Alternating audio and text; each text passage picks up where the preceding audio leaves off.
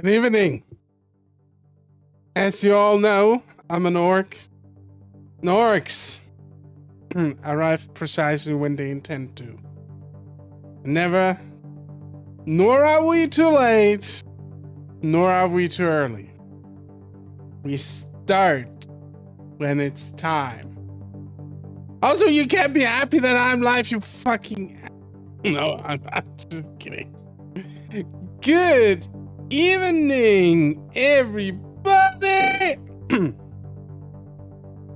How's everyone doing? How are we doing? Barf? Oh, Matt. Okay, you can't admit you were sniffing Galadriel's under... Oh, God. Oh. Look, I'm as much as an underwear sniffer as the next guy, okay? But at least give me troll pussy, you know, to sniff. And not some filthy ranks and stank elfin pussy, you know? That is not what I am about, okay?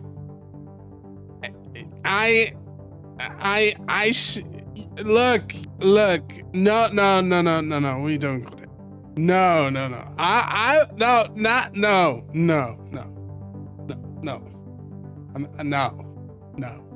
Just no.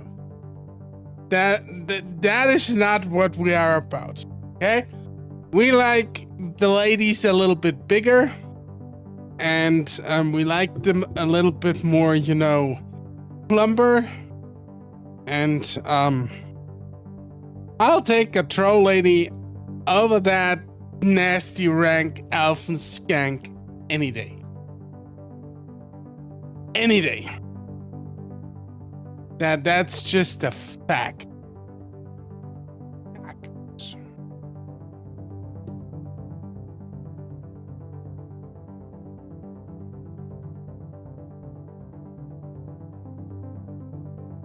I'm looking at the bundle that you sent me from, and I'm fully buying that because it's all TheOrcosaurus.com and there's like some really cool fucking stuff in there. Especially since I never since I don't have Chasm the Rift yet. I have Blade of Darkness, but I only have it on Steam, so that is interesting. Diggles is good. Obviously Witchhaven 1 and 2 are fantastic.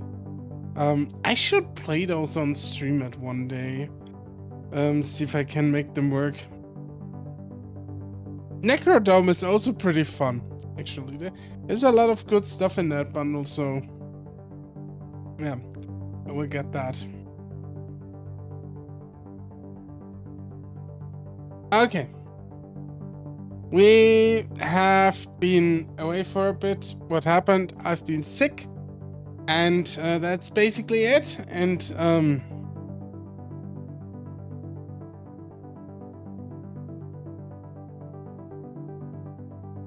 I don't know. I liked Witchhaven when I played it. I really did. So whatever. People can think what they want, you know. I'm just over here in my corner, doing my thing, vibing. That's what I'm all about. Oh, yeah. I think I know which studio you are referring to.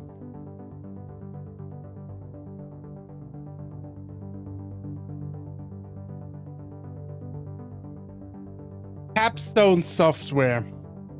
I think Capstone also made like this Tech War featuring William Shatner, which was an absolutely atrocious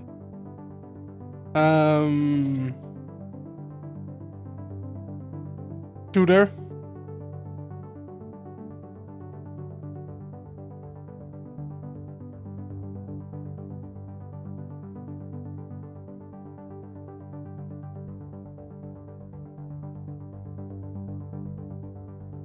They made some bangers, some real bang.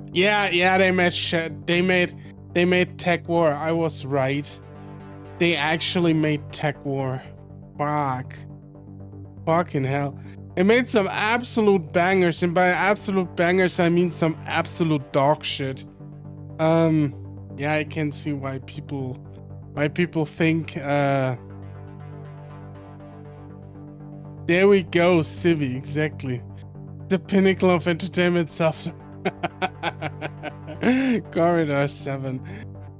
Tech War is a masterpiece. Yeah, like Witch Haven is actually fine, you know? 1 and 2, they are fine games. I don't say they are like inventing the wheel or anything new, but like they at least playable compared to the other shit that label put that software house put out. So that's a start. Yeah. All right. Before I get too much civvy, I don't want to like take his job over or anything. Yeah. So how about we play some Echo, because it's why you're all here. You want to see me play Echo, I guess. Any sewers nearby? Yeah, actually. I could go into the sewers. We could like do a sewer count. You know?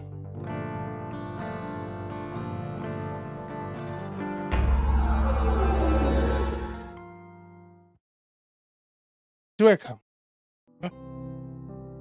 There's me. And we need my body pillow. And let's make me a little bit bigger, because why am I so small?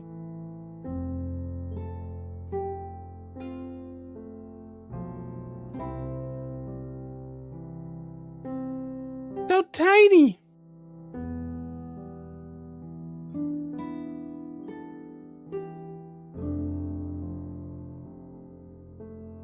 Tiny. Tiny. Ding! Your account goes up. Alright, let's play some Echo. So last time, if I remember, we were like trapped in this dimension together with Carl and Jenna, and we came to a hut in the wilderness, and the hut was besieged by spooky entities. See if we can get out of this.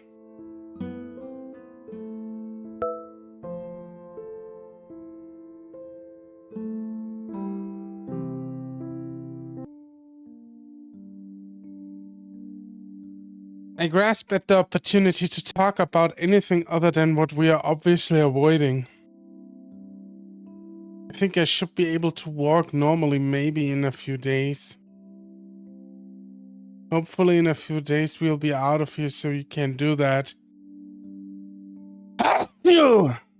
Sorry. Yeah.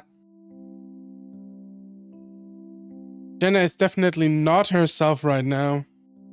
When has she ever been? I mean, yeah, maybe she's not berating and being an insufferable cunt right now, but it's Jenna, I guess. Or not. Her eyes are vacant, dull, and it's hard to explain, but they lack the mischievous and compassionate look that I am used to seeing. Her voice is weird too. Deeper, more husky. She's been possessed. Ah, I remember, it was like the two ancestors fighting via possessing their family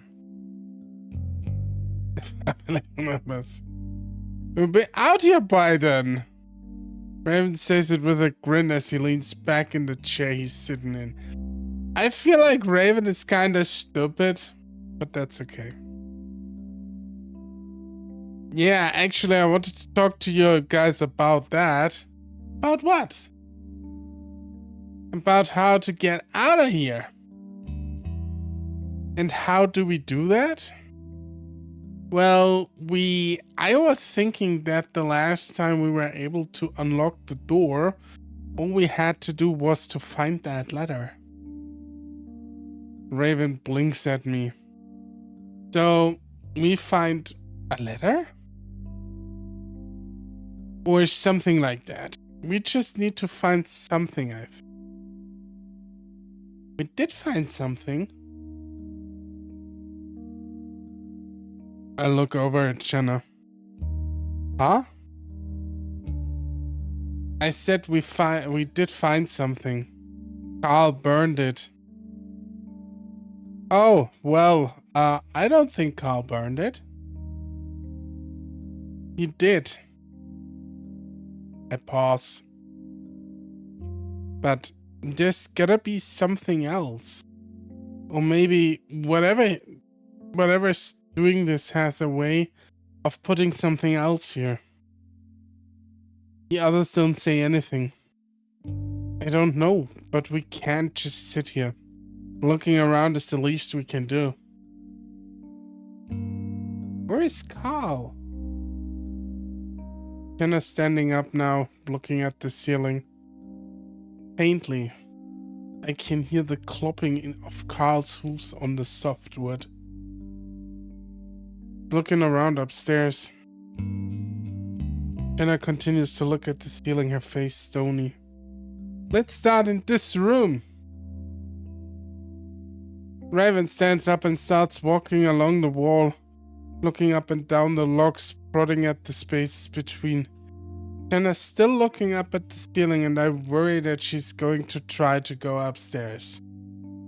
That would be a bad mistake. Hey Jenna, can you help me look around?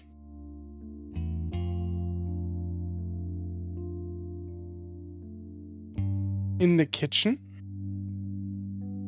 Jenna looks back at me. Huh? My ankle still kinda hurts. It'd be nice to be able to lean on someone if I need to walk far, like, to the kitchen. Chase is useless as ever. Jenna pauses before moving over to my side.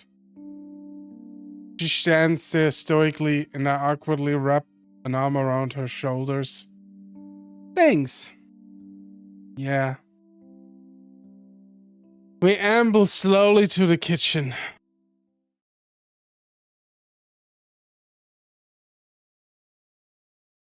Jenna stops in the middle of the room and waits.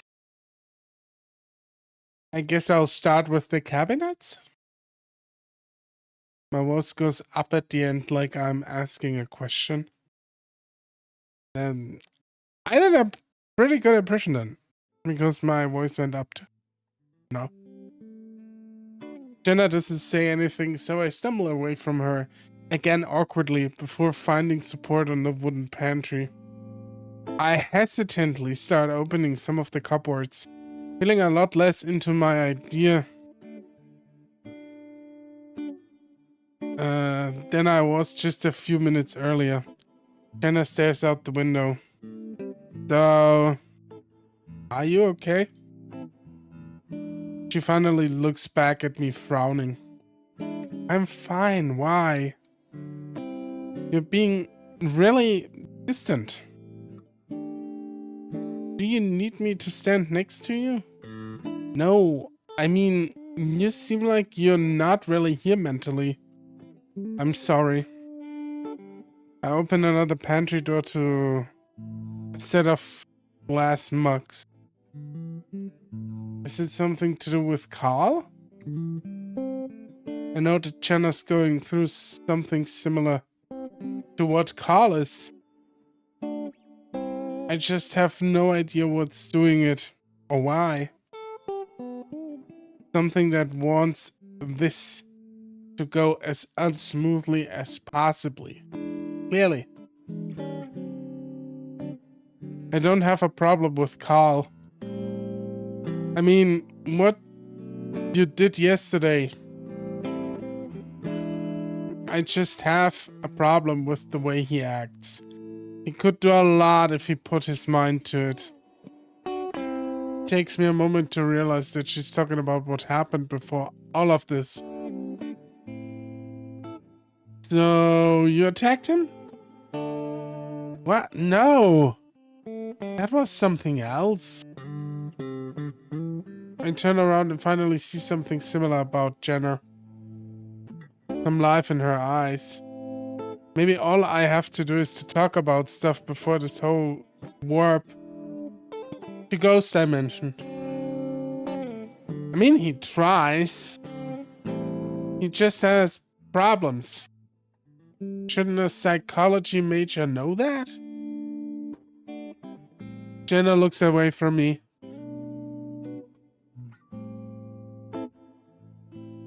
I guess, but I'm not a therapist. So what? So, I don't know. No, I mean, shouldn't anyone have sympathy? I'd have a little more sympathy if he'd actually try and get help. So he has, but it's not that easy. Again, I don't feel like I should be explaining this to someone who has 4 years of psychology under their belt. I mean, Jenna is like probably not the best psychologist out there. This thing. I tried to get help, but I didn't feel better for years. Jenna doesn't say anything. Carl's problem didn't really start until his first year of college. I keep pulling up open cupboards. My heart's sinking a little more each time. There's nothing inside. I feel like one of Carl's major problems isn't just that he has problems, but that he's drowning them, so to speak, in marijuana. And I feel like he's one of those people who is prone to addiction, and the addiction is going not well for him. Not at all.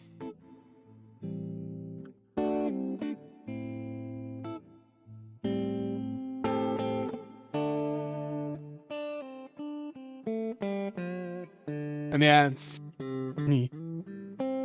Me speaking. I keep pulling open cupboard, nothing inside.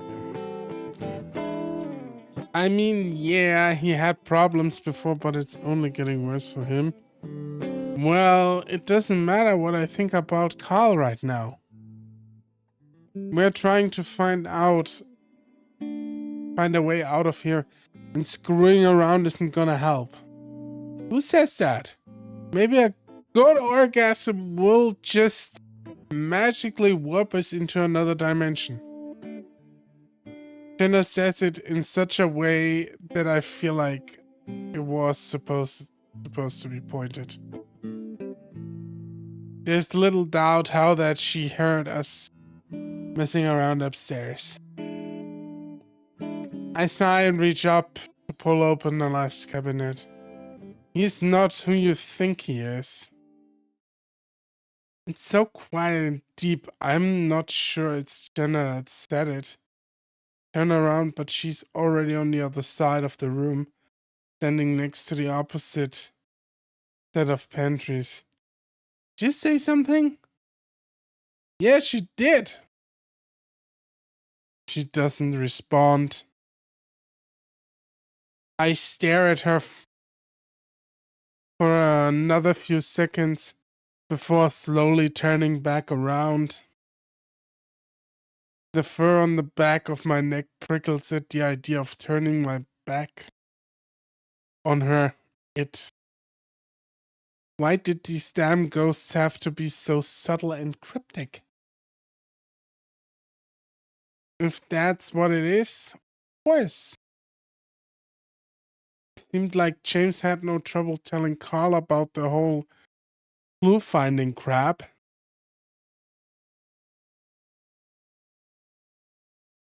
Why couldn't they just tell him, or even Jenna, right now instead of creeping me out? Because you're a pussy, Chase. The kitchen isn't very big, so I run out of things to search through pretty quickly. I skipped the area around the window, though, not having forgotten what happened yesterday. Yesterday? I don't know how to keep track of time in this place. I look back over at Jenna, who's still in the same place, staring at the pantry. The thought that maybe I myself could be possessed momentarily passes through my mind. For some reason, I doubt it, even though I'm not sure why. I don't really feel like I'm interested. I don't feel like I'm interested whatever it is that's doing this. At least not directly. As I continue to stare, I see something past Jenna, the base of the stairs. A ram's horn curling out from around the corner to the entrance of the stairs. I stare for a moment. I'm gonna go upstairs. Jenna's head snaps back sharply to stare at me, and I swear I hear her neck crack. Just to see if you found anything. I'll be back. I awkwardly sidle my way out from the kitchen towards the stairs, Jenna's gaze following me the entire way. Once I reach the base of the stairs, I find Carl standing here.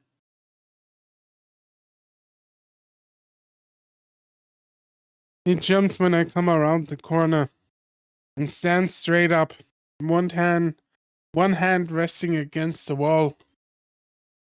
His eyes are red and the short fur on his face is all mussed up. Carl, are you okay? I whisper, but Carl immediately turns around and starts back up the stairs quietly. I follow him, wondering what could it be. Did he find something horrific? I wouldn't be surprised at all if that were the case.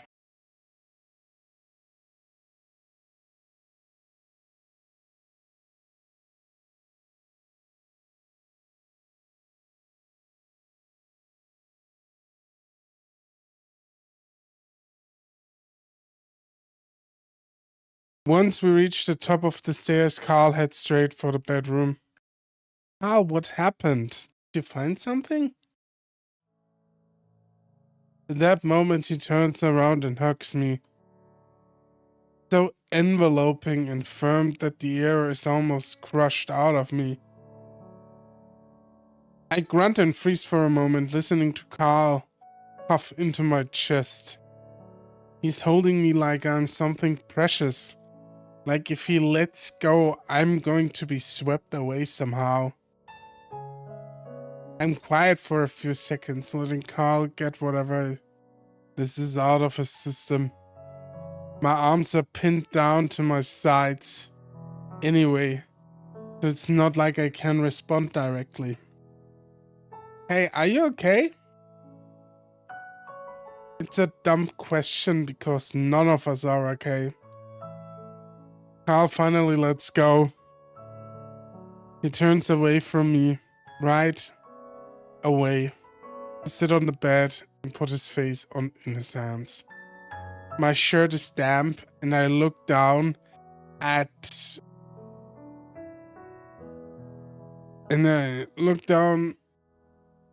see two wet spots where his eyes had been.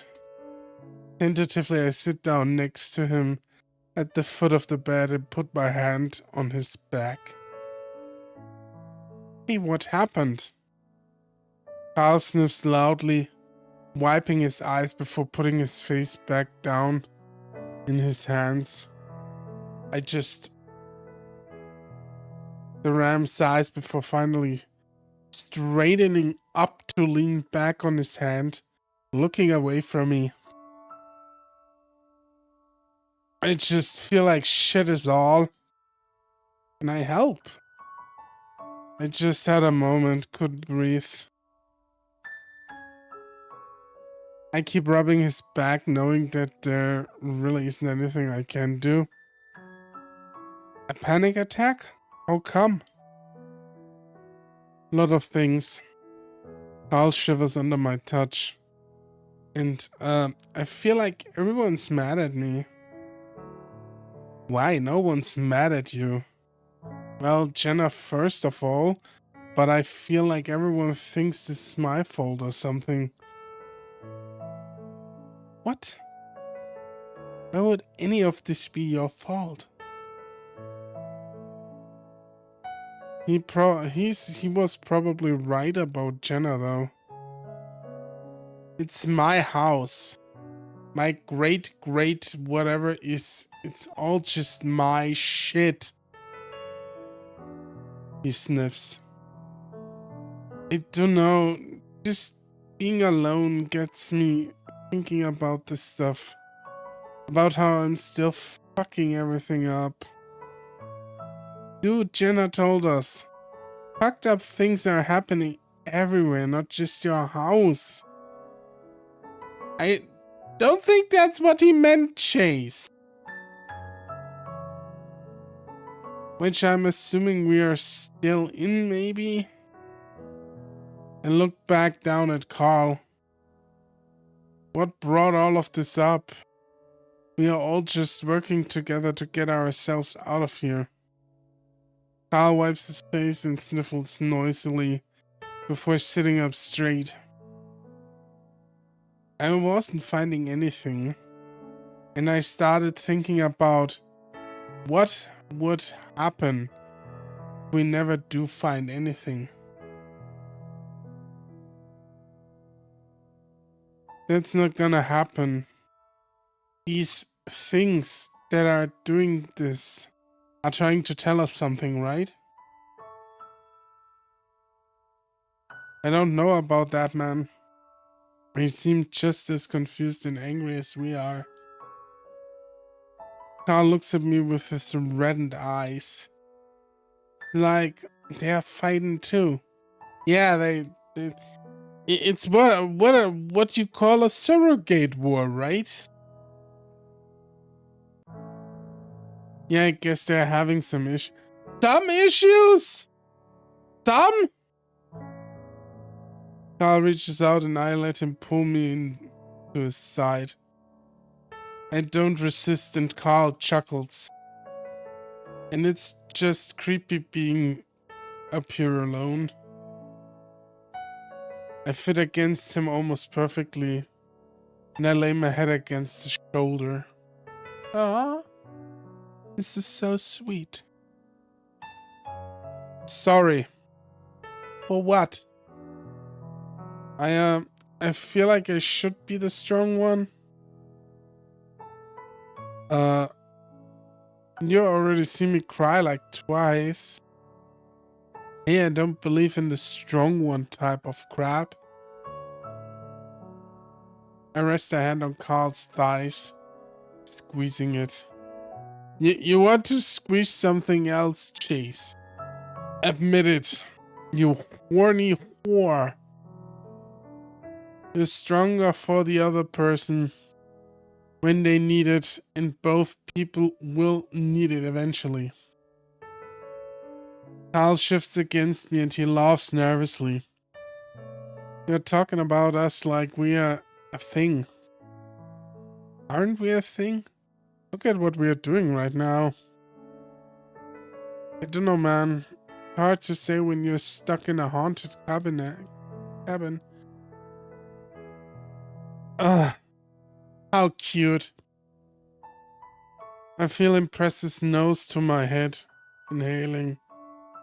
This place is doing weird things to me. Please, Chase, also do weird things to me. I squeeze his thigh again. Yeah, we can talk about it when we actually get out of here when this stuff isn't fucking with our heads. So we're a thing, but just in the ghost dimension? Sure, for now. I'm fine with that. For now. He breathed in deeply. You smell good. I snort.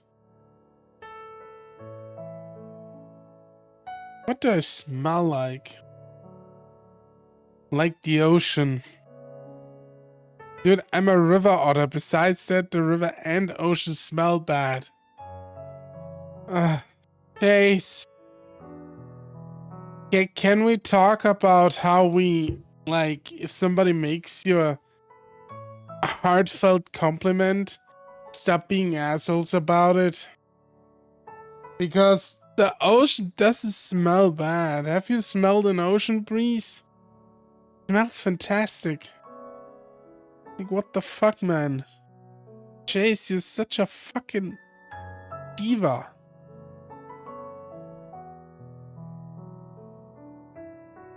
Carl nibbles into the side of my neck and I gasp, trying to pull away from him. He pulls me back easily with his superior strength before pushing me back onto the bed, teasing at my neck with his warm nose. Carl, stop!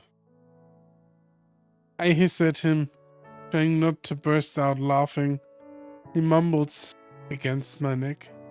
Yeah, I'm just getting you back for earlier. I giggle helplessly behind a closed mouth, trying to keep quiet. I can't deny I like this, but Jenna's criticism just minutes earlier has me feeling hesitant.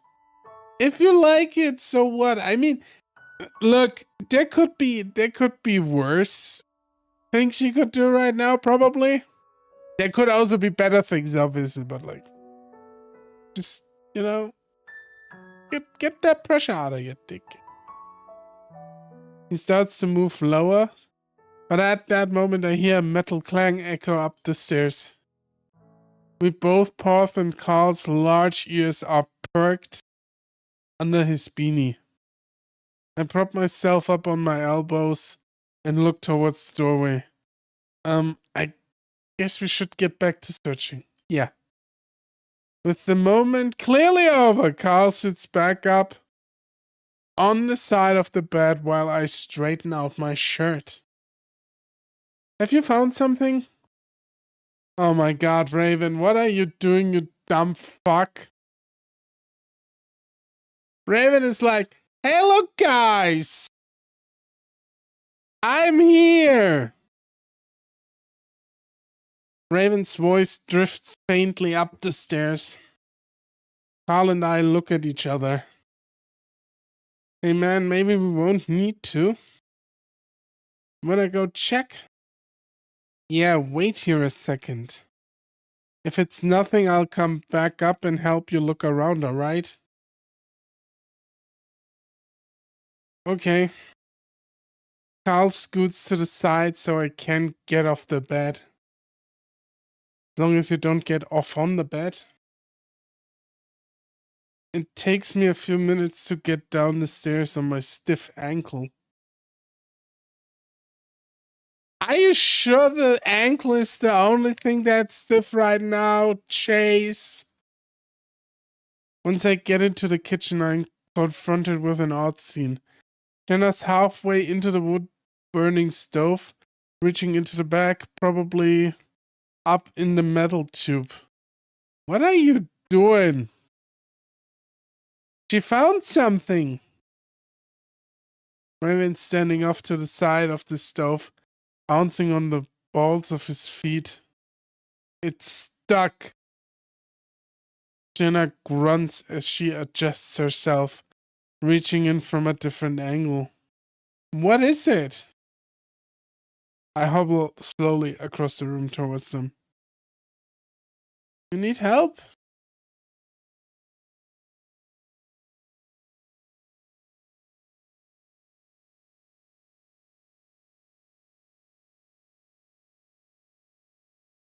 I realize he's talking to me, but I shake my head at the husky as I watch Jenna pull back and look into the opening of the stove. Goddamn things should be that hard to get. Maybe I can help? Jenna's already plunging her head back in. Head sticking just out the opening as she does. That seems to garner some success as she smirks. Ha! Got it!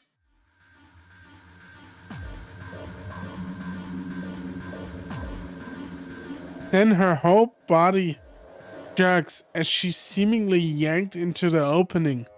Oh my. A raven yelps as Jenna grabs onto the side of the stove to keep from getting pulled in. Oh my gosh! Jenna! My voice rises in panic as I see her get yanked a second time. Raven automatically steps up next to her and grabs her arm. A third yank almost pulls him off his feet. I run over to help and wrap my arms around Jenna's waist to get a better grip. Another jolt and I'm able to feel the power of whatever has a hold on Jenna myself. What's happening? I hear thudding and rustling in the stove like something's turning over angrily and repeatedly. The image of some kind of caged animal passes through my mind and it sends chills up my spine. No, you fucking don't. I look up at the fox and notice that she doesn't look scared at all. Instead, she looks pissed off. Her lips are drawn back in a snarl, teeth bared viciously. She's talking to whatever's in the stove. I feel the muscles in her body tense up and writhing under my hands as she twists to get free. I look around her body at Raven. His face in contrast is a mask of horror. Raven! His eyes wide snap to mine. Get a grip around her body, we pull at the same time.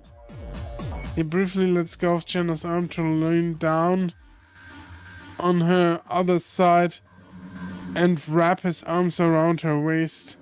Okay, on 3. 1, 2. Another yank and suddenly Jenna's upper half is pulled into the stove.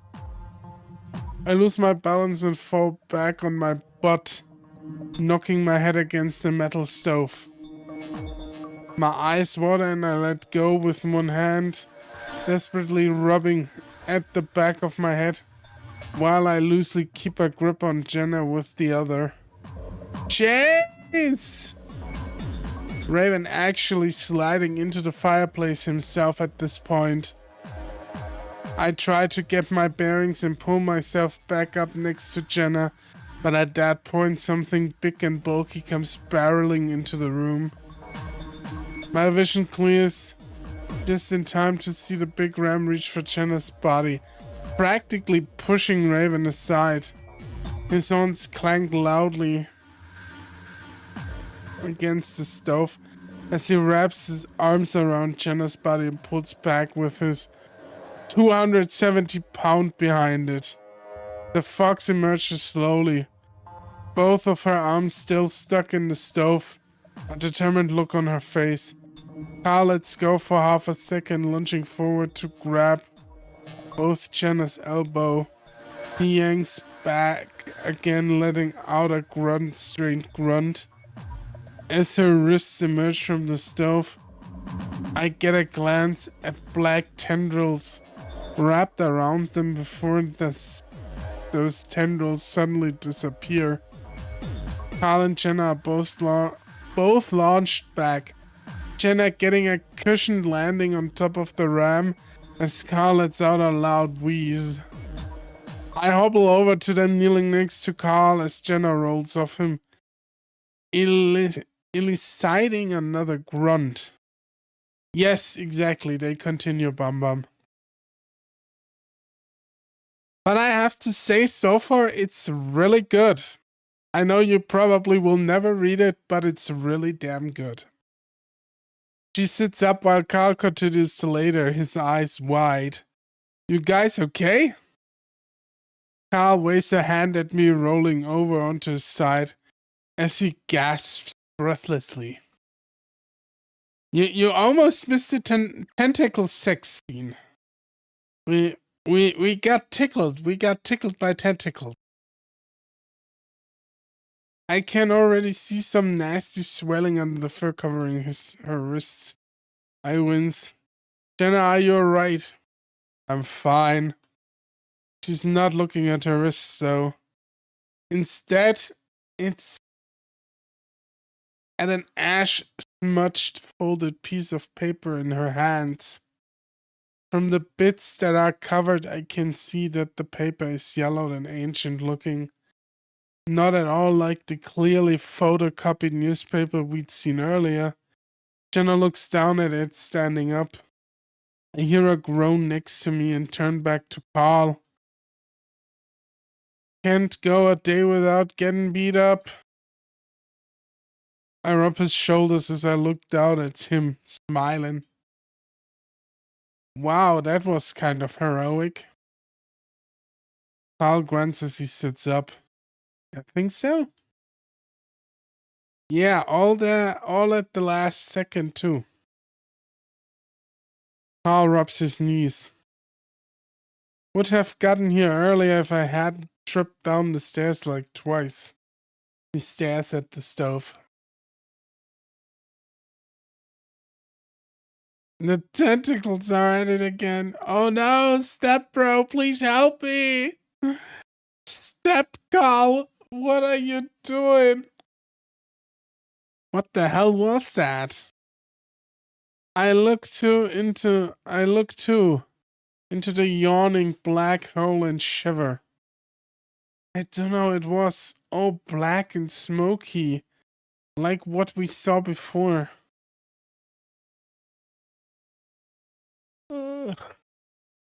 I think it'll all come out of there. Like, we know that Carl and Jenna are basically possessed by their ancestors at this point. They're fighting it out. But, and Chase is just along for the ride because he's Chase, he's the main character. But I still want to know how Raven factors into all of this. Because Raven is like completely out of place, but he was at the house when everything went to tits up. Hey Charlotte, thank you. I hope you're having a great time too. Raven suddenly steps in to lift up the stove door, twisting the handles to lock it. He yelps as he does, jumping back as soon as the deed is done. I chuckle and then look back at Carl. Over his shoulder, Jenna walks into my field of vision. The paper is open in her hands and she's holding it over the candle. All at once I realize what she's trying to do. I choke on whatever I'm about to say next and leap up awkwardly onto my injured ankle. Jenna! Luckily, Jenna only about 5 feet away, and I practically fall into her, pushing her away from the candle. We both fall against the bench under the window. Jenna's hand smacks against my nose, bringing tears to my eyes. I yelp as she pulls her fingers in, raking lines of fire down my nose with her claws. Ow! Fuck!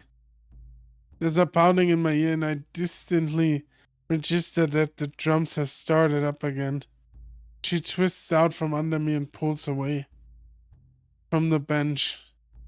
When the fuck did she get this strong? Since her ancestor possessed her.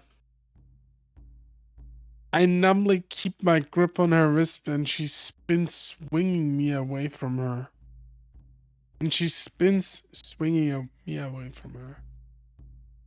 I think my voice is fucked. I sound like a fucking flimsy old man.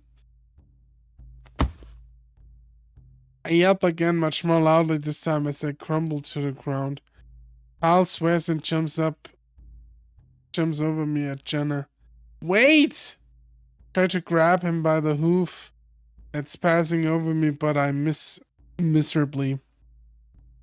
As I sit up, I hear an ungodly bestial snarling, and I look up to see Carl wrestling a kicking and scratching Jenna to the ground. That is fucking it! He pins her there while she writhes under him, trying to scratch at his face. Stop it, guys!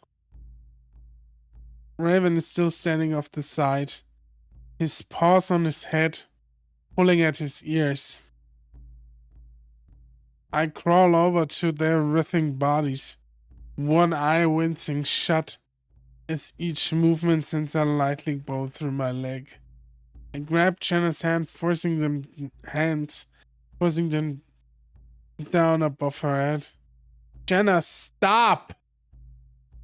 Jenna suddenly kicks one of her legs up between Carl's legs as he kneels over her.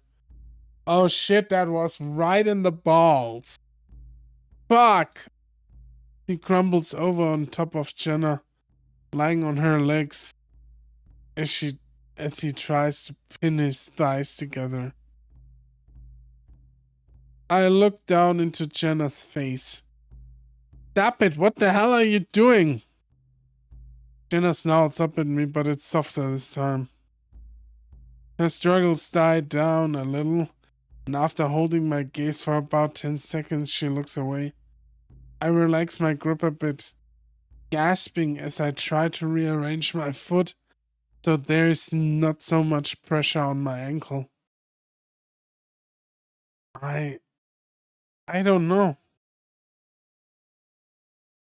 I pulled a piece of paper out from her limp fingers and push away from her, waiting to see if she'll come after me again. She doesn't. Instead, she's laying there with her hands above her head, staring at the ceiling. Raven! Raven's still with his finger twisted around his ears. Looks over at me. Yeah? Take Jenna upstairs, take a nap or something. I think we need to be kept separate for now. As Raven hurries over to Jenna, Carl rolls off with a groan. Raven's easily able to coax Jenna off the floor, and they head upstairs.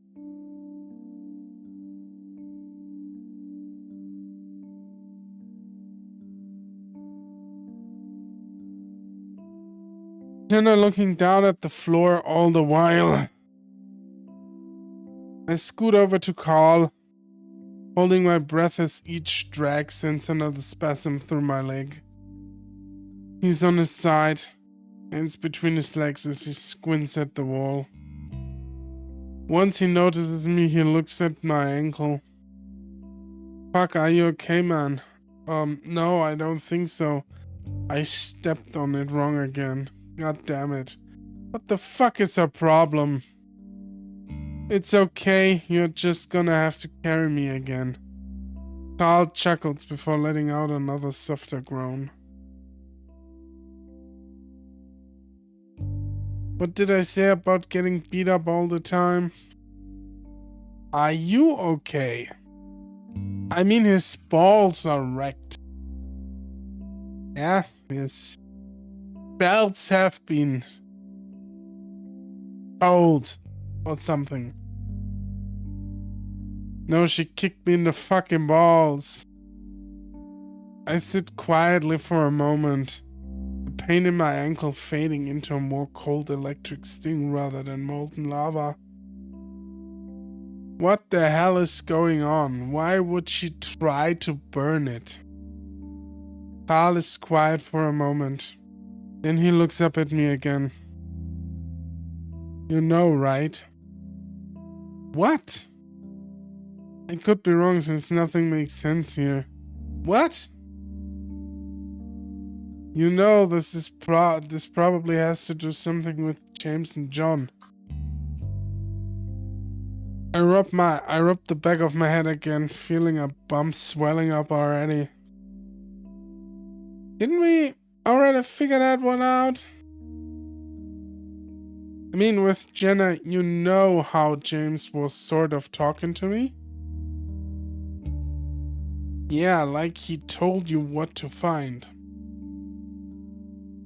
Yeah, but I think something is talking to Jenna too. John? Maybe. To make you guys fight, weren't they lovers?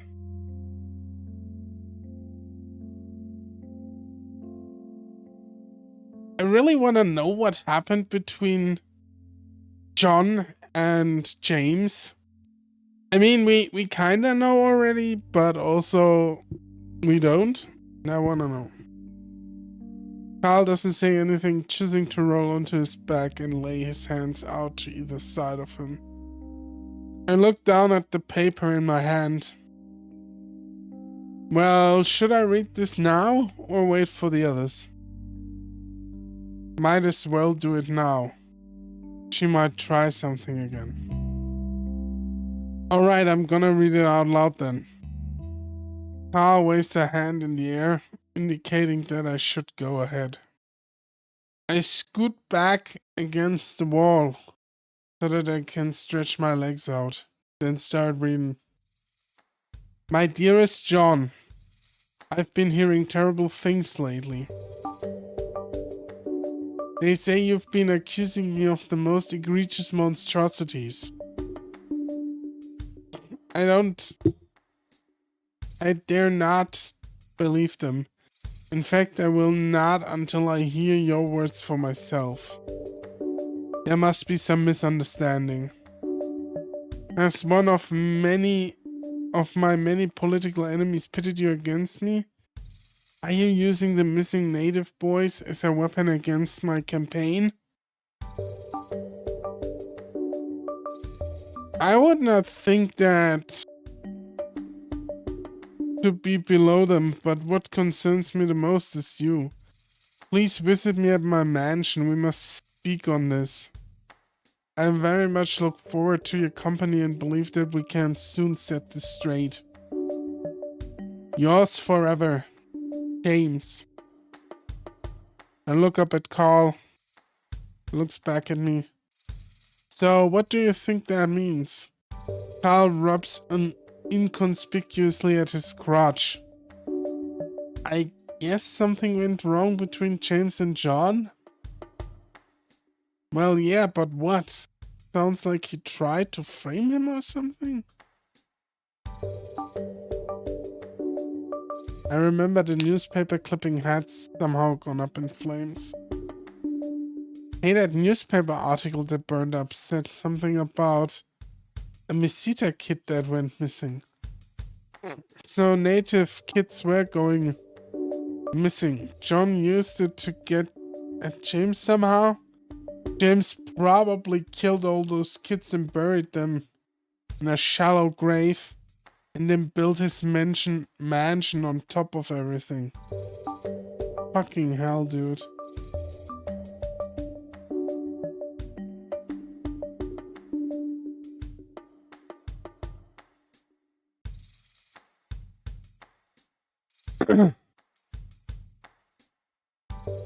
Fuck my voice.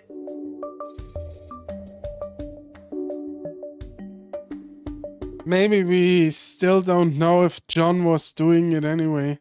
James doesn't seem to know either.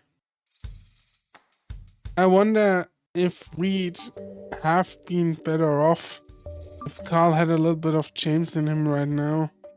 At least we'd have a better idea of what is going on, maybe. Then again, the situation is so volatile with Jenna. I'm kind of glad we don't have another ghost to deal with in Carl.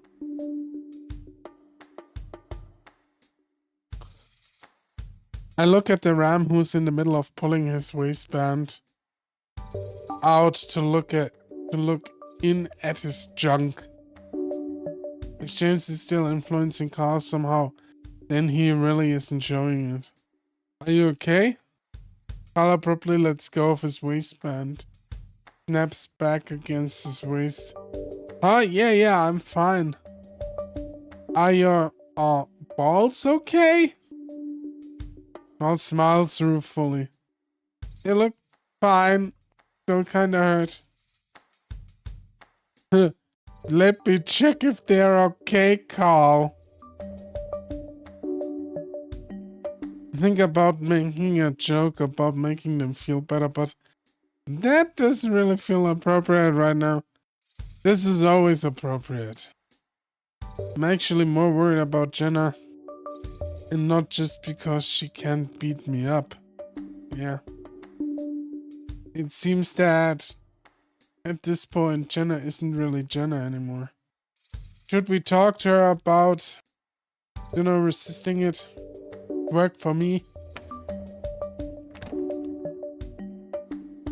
I look in the direction of the door as a loud click emanates from it. Carl's long ears perk and follows my gaze. We both stare at it for a few seconds. Do you think? Maybe. Slowly, Carl gets to his feet still a little bow-legged, and hobbles towards the door, careful.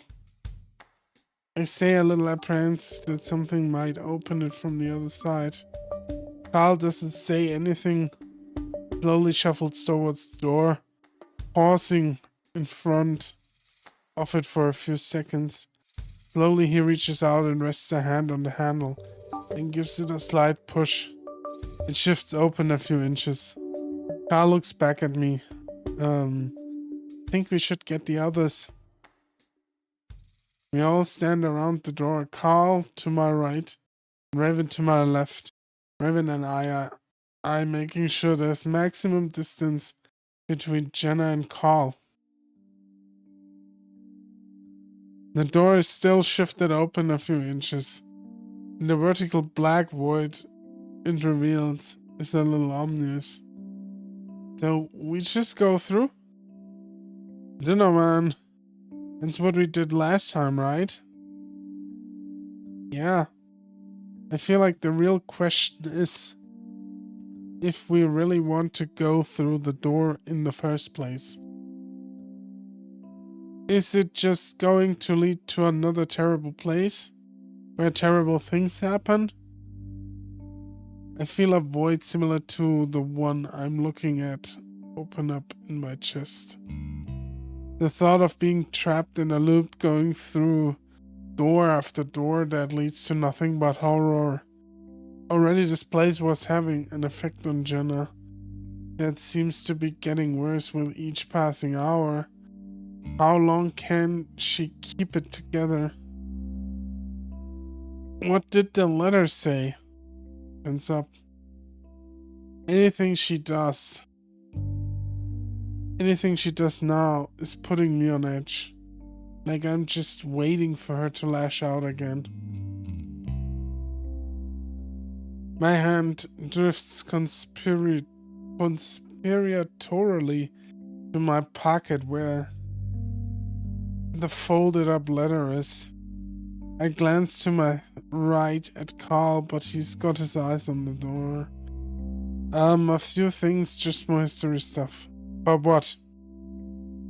I decide at that moment that I have to lie.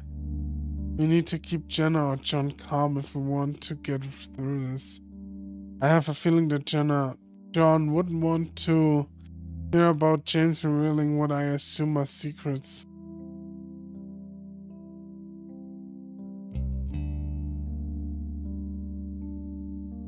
I didn't read anything about John trying to sabotage James in my research, but maybe that's what James is trying to tell us. I shrug my shoulders, moving my hand away from my pocket. Stuff about the mine, how there wasn't enough of it to sustain the town. and where Jenna might challenge my life for whatever reason. She doesn't say anything though, and Carl just keeps on staring straight ahead. Raven suddenly claps his hand together, making Carl and I jump. So, should we open it? Raven reaches out. Wait! Dasky pauses and looks back at me expectantly, his black ears tipped forward.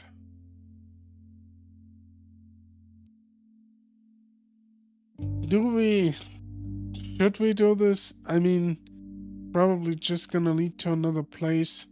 We have to find another thing. Yeah? So maybe we shouldn't going?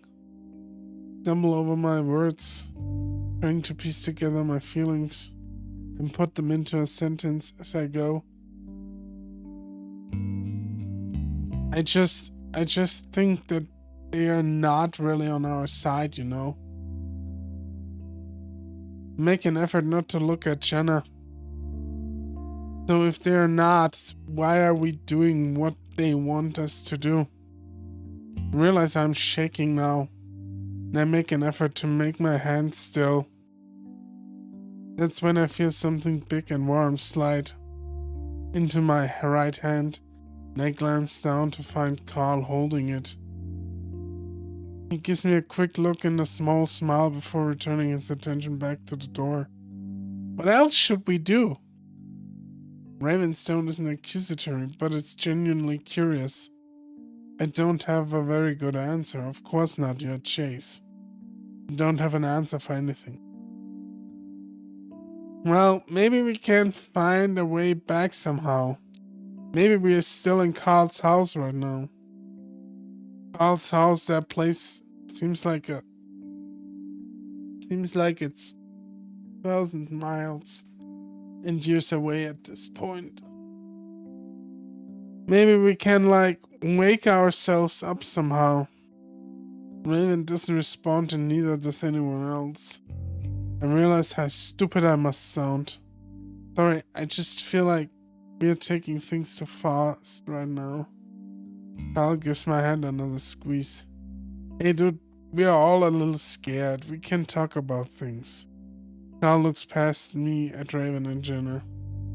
No rush, I'm actually starting to feel the same way.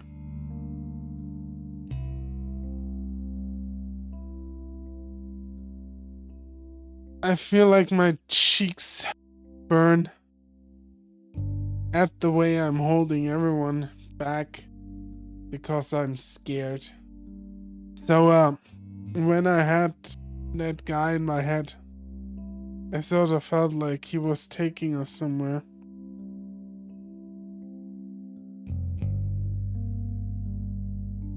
Carl runs the hand, not holding mine, up on his horns, scratching at it. Like an endpoint, you know. Raven fidgets with one of his ears. Like a good endpoint?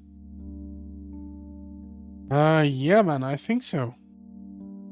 That didn't sound very convincing. You can stay here if you want, Otter. It takes me a second to realize she's talking to me. Is she really that far gone? I just hope that if we reach the end of this, we can get her back somehow.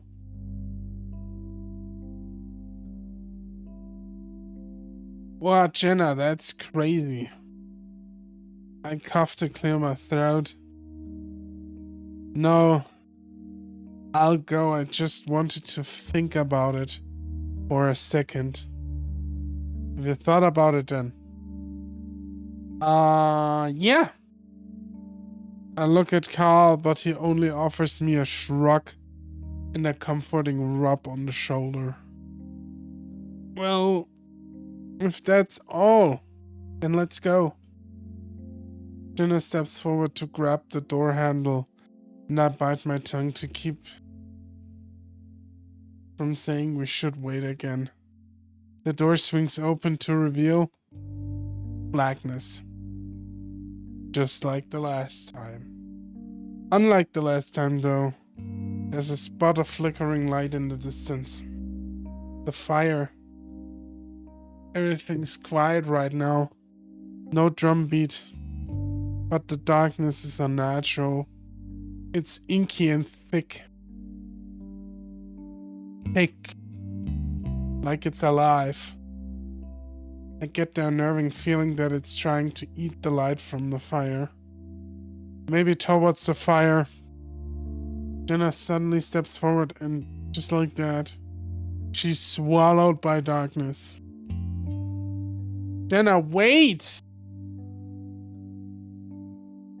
She ignores me.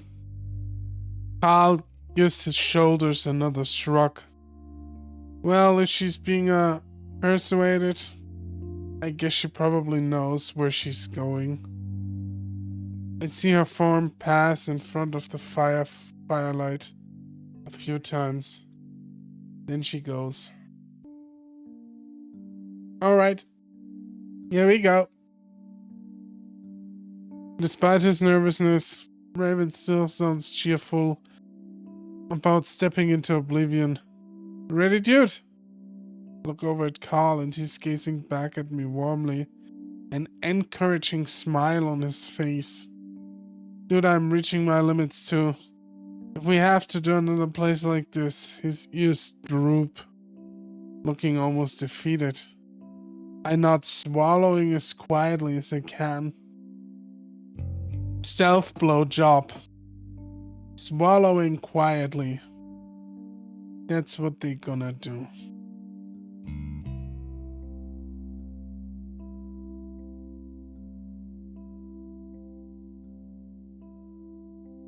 He pulls me into his side. By my hand and wraps my arm around his shoulders. Just stay close, okay? Yeah. I step forward with him and immediately we are immersed in blackness. Not only do things go dark visually, but the change is physical too. I don't know if it's all in my head, but I feel heavier. Like the darkness is pushing down on my shoulders. It's colder too, to the point where I can feel the heat radiating off Carl's body when I brush up against him. Doing okay, man? Yeah, you? Yeah, I'm good. The going is slow and not just because of my injured, probably broken ankle. The ground is uneven and rocky, like we are outside walking in the desert. Which I realize is exactly what we are doing when we walk straight into what feels like sagebrush.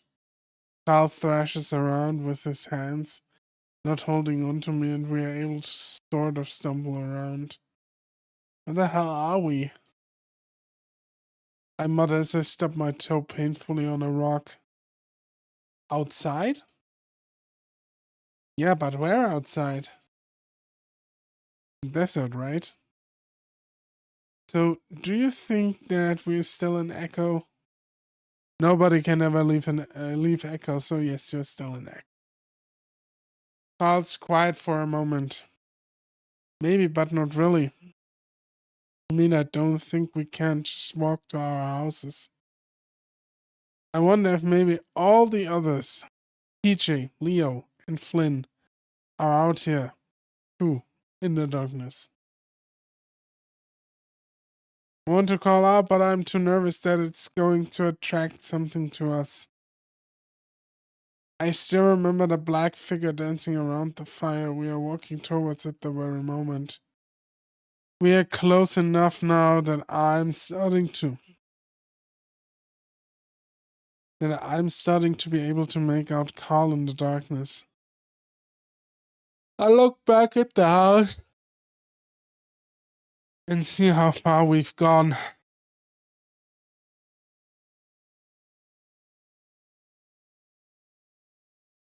All that I can make out now are two rectangles of light.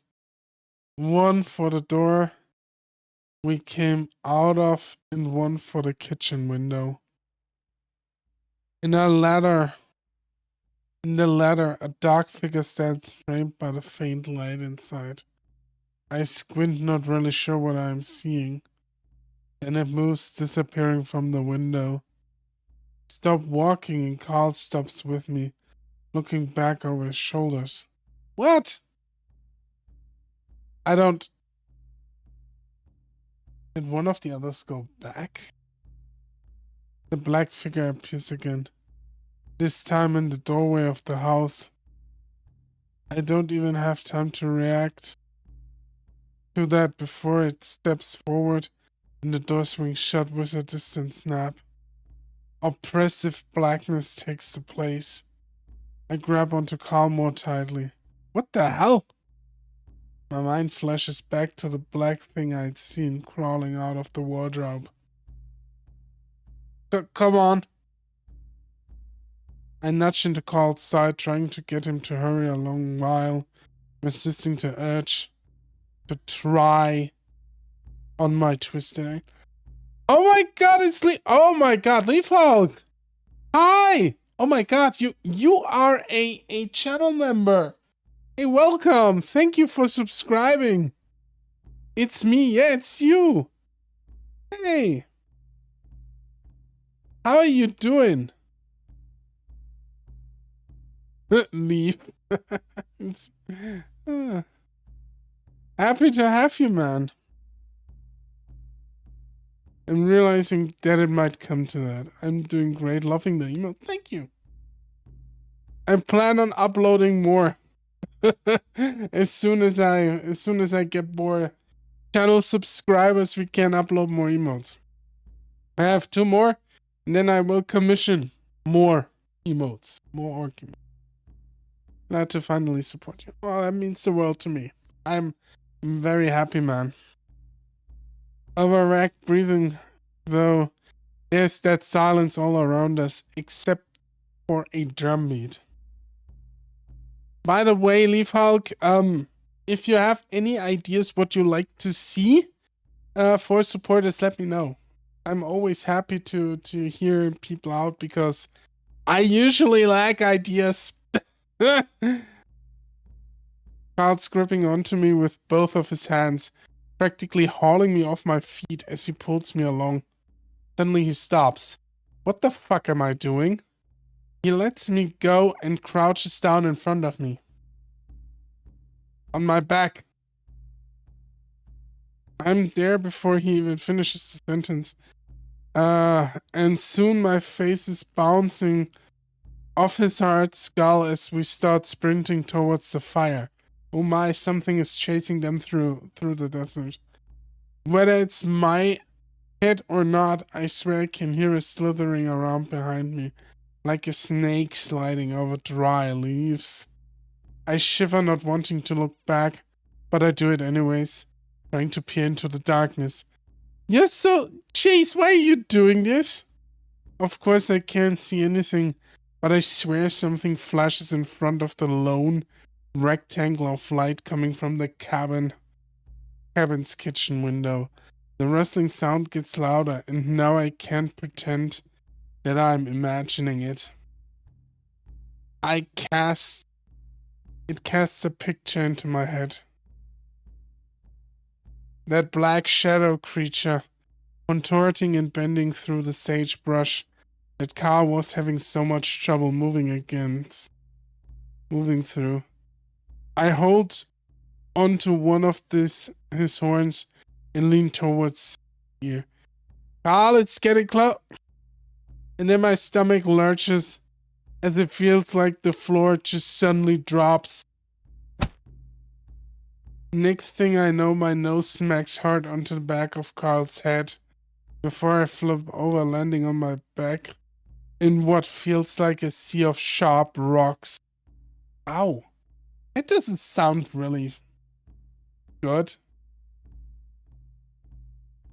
I lay there for a second, dazed, staring at the black ocean above me, wondering if any of this is real.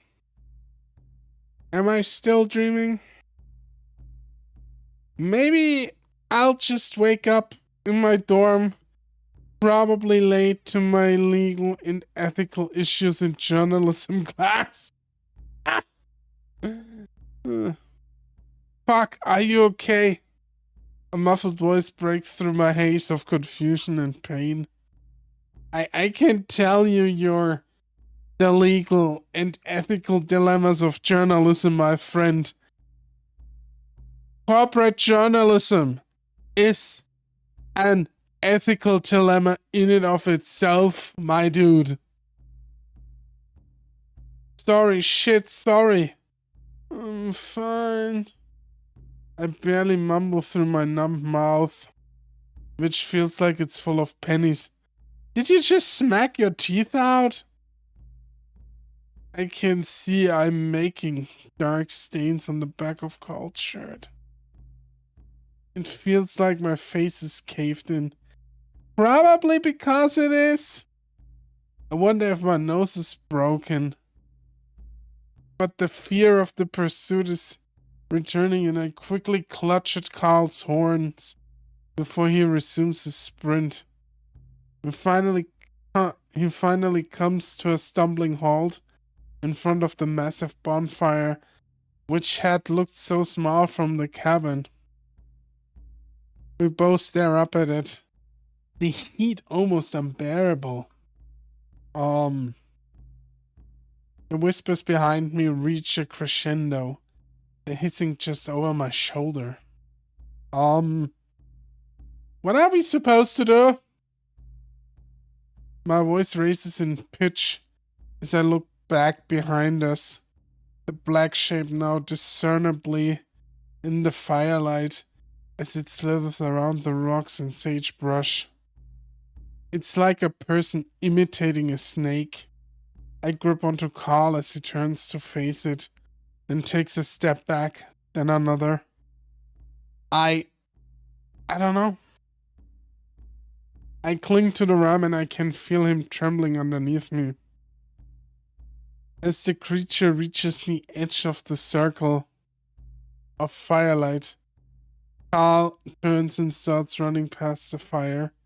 And then my muscles seize up, my jaw clenches, and my eyes roll back, and I feel myself falling backwards. The heat is almost unbearable, and my fur is damp from sweat, the skin underneath itching and uncomfortable.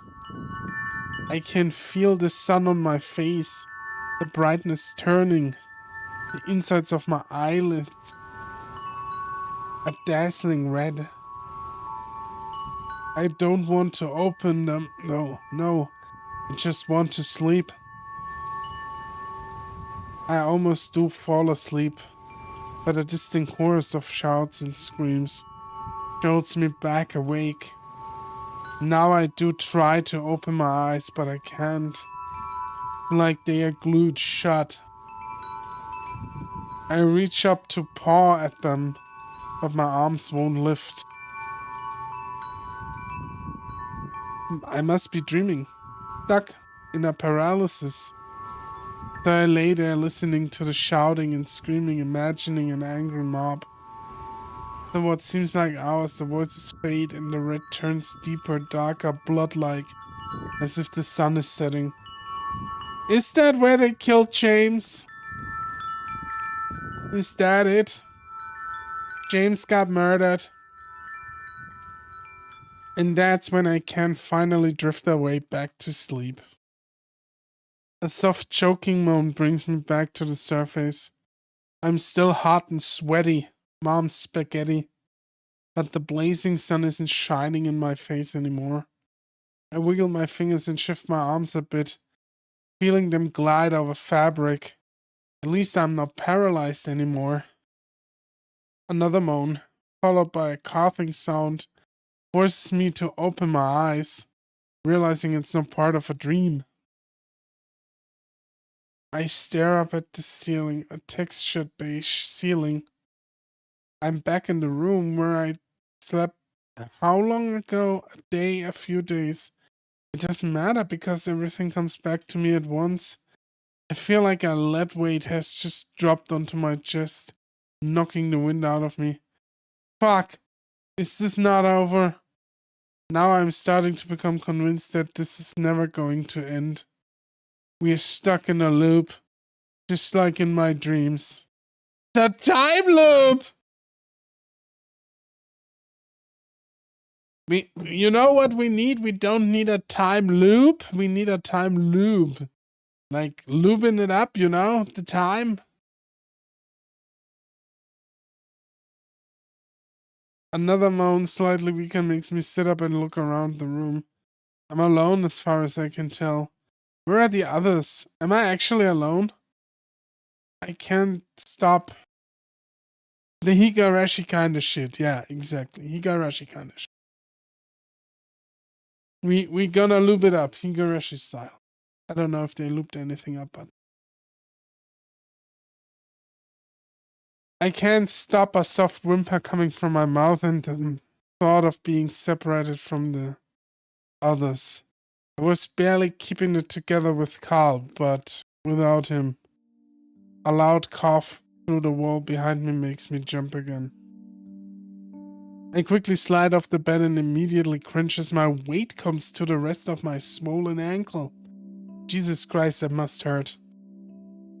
I sag against the bed for a moment, squinting my eyes shut as I wonder why my ankle is only getting stiffer. Maybe the fall Carl had taken made it even worse. The thought that those moans could be coming from Carl spurs me to straighten up and carefully hop towards the door. I have to stifle a short yelp with every bounce. By the time I reach the door frame, I have to lean against it to catch my breath. My hands shake. I rub my eyes, the pain making me wonder if I'll ever be able to walk without a limp again. Another groan from the next room forces me to move again. In the hallway now, I'm able to make out the sounds a bit better and realize it has a feminine quality to it. It is our beloved Jenna. Jenna? My voice comes out in a crackly squeak. I grunt to clear my throat. I should do that probably too, because I sound probably like a bitch right now. Jenna? I try again and wait, but I get no response in return. I force myself to step into the hallway, clinging to the wall for support.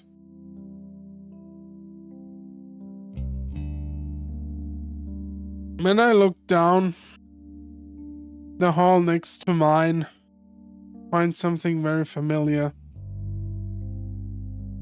A damaged wooden door, the middle bulging and splintered out, as if something had hit it from the other side. Memories of a bad smell, a dark concrete room, and a noose. I hold tighter to the door frame, feeling my knees tremble. It's that room. Okay. Both from pain and the fear. I look behind me, hoping to see Carl, maybe even Raven. A shuffling sound, followed by another cough. If it's Jenna, I have to act now. Setting myself against the wall as I hop slowly to the door, eyes watering with pain. Come on! Act faster! God damn it, Chase, you're sleeping at the wheel again. Reaching out with shaking hand, I start to slowly push at the door.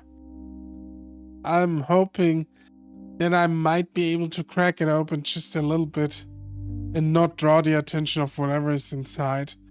The door only shifts a little, though, and seems to catch on the ground underneath it. Lets out a rough scratching sound that makes my fur raise up. Gritting my teeth, I forego the stealthily approach and give it a hard shove. This time, it opens halfway and I'm able to see into the room. Just like last time, there's no light coming from within the room itself. Instead, I have to rely on the dim yellow light coming from the hallway. It casts a widening band of light into the concrete room as I open the door. The smell hits me like a wave and I immediately gag, doubling over and pressing my hand to my nose before pulling up the neck of my shirt over my nose. Sure, I smell like BO from the 2 days of running in fear, but it's better than the sweet smell of rotting meat that's enveloping me. Still shaking, I peer into the room while I lean against the door, but I'm only able to see the cracked concrete floor and walls. The grunting and choking sounds reach a peak now, and it's coming from beyond the band of light. It's an inky blackness that isn't all that different from what Carl and I had run though. Hello? No response. Sounds like the grunting has stopped too. Shit, I had to do something now. I think about just kicking the door open and jumping back, and then I remember there's really nothing I can do with my feet right now. Taking a deep breath, set both hands against the door, steel myself for whatever I'm about to see, then shove the door as hard as I can. The door swings in suddenly, scraping horribly against the floor the entire way. I yelp at the suddenness of it all, the tension all exploding out of me at once as I jump back in fear. The band of light widens, sweeping over the entirety of the concrete room before the door finally lodges against the wall with a snapping sound. I almost lose my balance.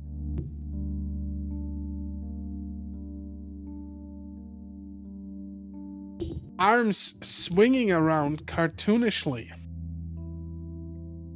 as I try to hop on one foot. At the same time, I'm fearfully eyeing the opening, terrified of what I'm about to see.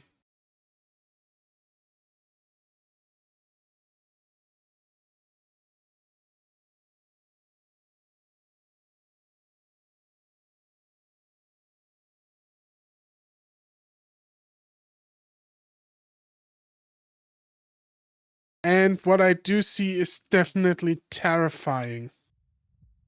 It's Jenna in the middle of the room. She's hanging from the noose, her muzzle tilted up so I am able to clearly see the rope digging into the fur around her neck, painfully tight. Her toes are barely touching the floor, but it doesn't even look like she's trying to keep herself up. It looks like she's unconscious. Jenna! There's no response and I find myself leaping in her direction.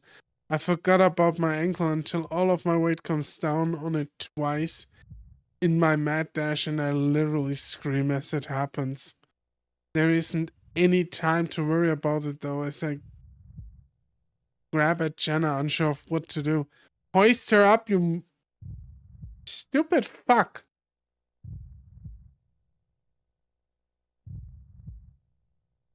First I try to wrap my arms around her and lift her up, screaming again as I set my weight down on my foot. She doesn't respond to any of this and just hangs there limp in my arms, which terrifies me even more. I reach up and pluck uselessly at the hangman's knot that I immediately know is going to botch no matter how much I pull. Carl, help! I feel myself starting to panic. Desperately, I try to look around to find something. Anything I might be able to use to cut the rope. Jenna? Call at her. I can see her eyes from this angle, but I can't feel any movement in her. I try to press my ear against her chest, but I'm not sure if I'm doing it at the right spot. I try to quiet my breathing and actually listen, but I still can't hear anything. Shit, Carl! I feel my stealth start to hyperventilate and try again to slow my breathing. If I pass out right now, I'm going to be less help than I already am. You just have to shoulder her up, dude. And then try to get the nozzle. Whatever. Why am I trying to give this guy tips? And I think I'm actually dreaming. I think about running to the kitchen.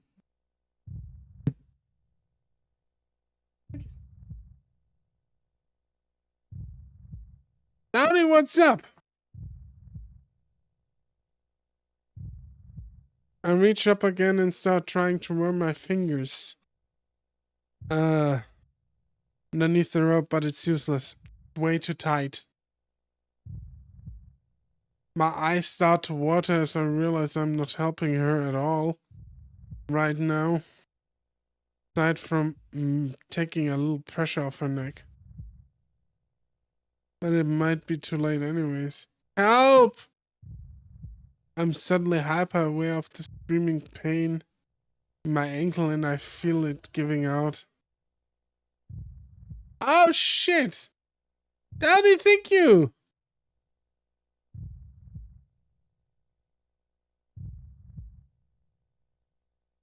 Thank you for the subscription.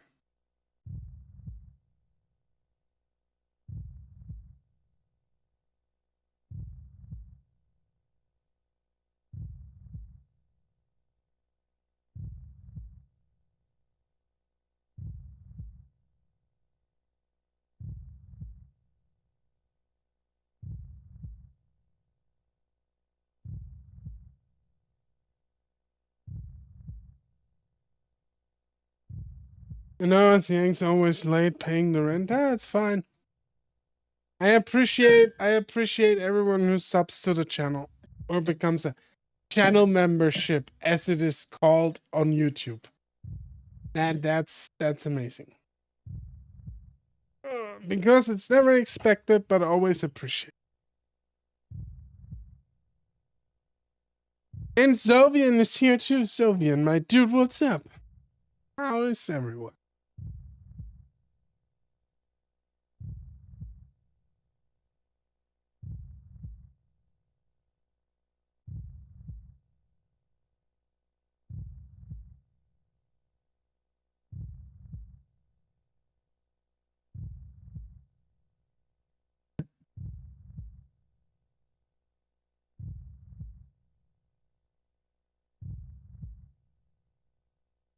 Now are my arms burning with the strain of trying to hold Jenna up.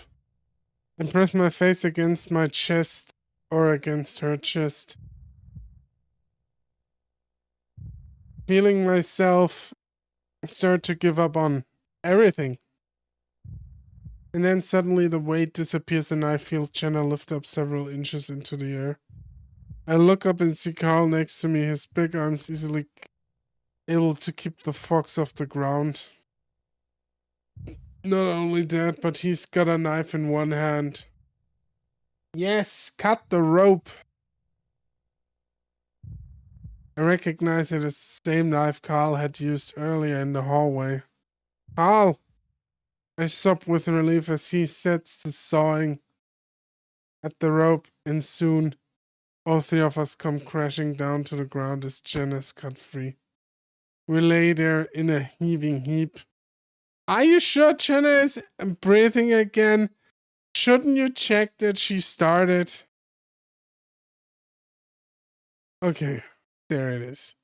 The only sound is our gasps as we all try to catch our breaths. Jenna being the loudest. After a while, I sit up and look over at her. She's already sitting up herself, one hand to her neck rubbing in it. Are you okay? I reach out to her. I'm fine. Why is she like that? Like, you just hang from the ceiling, bitch. You're not fine. Like, stop that shit.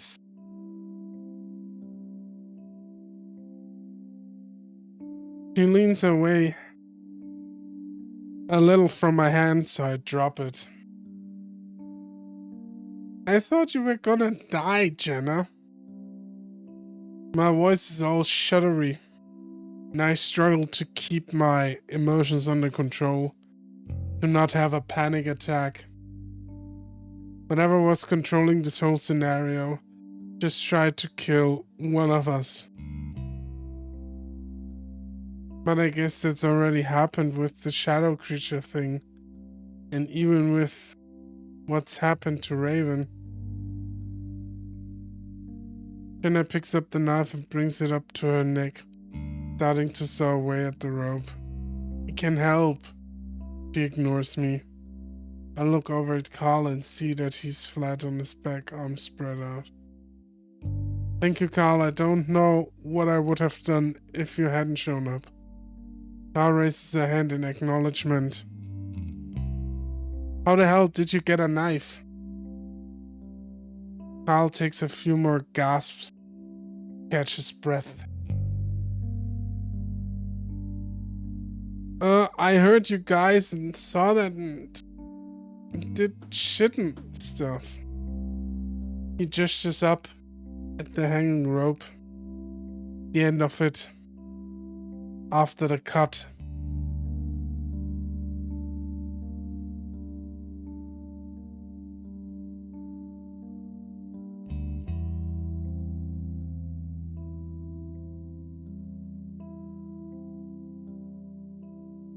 Thank God.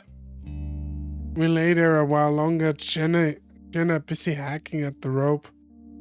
Carl choosing to stare up at the ceiling. The almost peaceful silence shattered as a husky stumbles into the doorframe, grasping the wall as he practically trips in. Well, hey guys! He grins, waving a hand at us as he rights himself. He looks around at us, taking in the scene. What happened? Jenna got hanged, Carl cut her down. There's really no way to sugarcoat it. Oh crap. He stares wide-eyed at Jenna. Well, I guess it's surprising it wasn't me this time, huh? He lets out a high-pitched, nervous laugh. Oh, come on, Raven. None of us even cracks a smile. You okay, though? Fine. Raven looks around the room. Well, it looks like we're still here. Carl lets out a big, shuddery breath. I don't know if I can't do this anymore. What do you mean? We are stuck, and I don't know what else we are supposed to do. Keep looking around, we are finding stuff, right? And then what? Get sucked into another fucked up place where we'll be chased around and almost killed? He waves his hand in Jenna's direction. Look what just happened. It wants us dead. Carl. I trail off. What? Try to think of something. To say anything that might convince the ram to keep going. Just a while ago, minutes, hours, days, I was having the same doubts. But for some reason, Carl's sudden demeanor of defeat makes me more motivated. Because if Carl gives up, what else is there to keep me going? There's a soft snap and I look over to see that Jen has pulled the rope from her throat. How's your neck? Jenna rubs it. Fine. I feel like the only thing that Jenna will say is fine. Fine.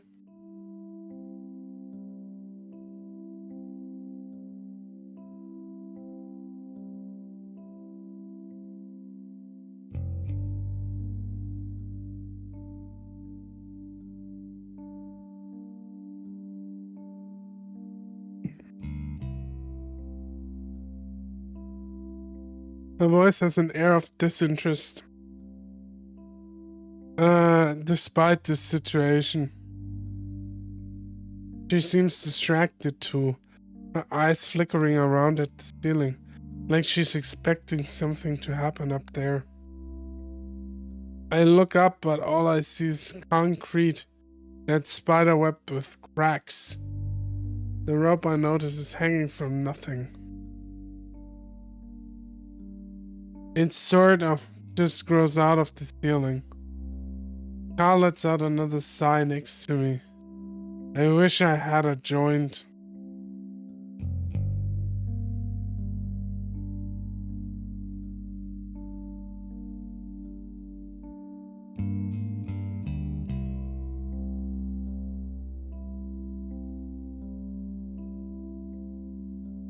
I feel a small flicker of annoyance. And how will that help anything? Al is quiet for a moment, clearly sensing the change in my mood. I immediately regret it, but I don't have the energy to take it back. Because it might make me feel a little bit better. I'm making you feel less. We need you to be alert right now, so we can figure this out.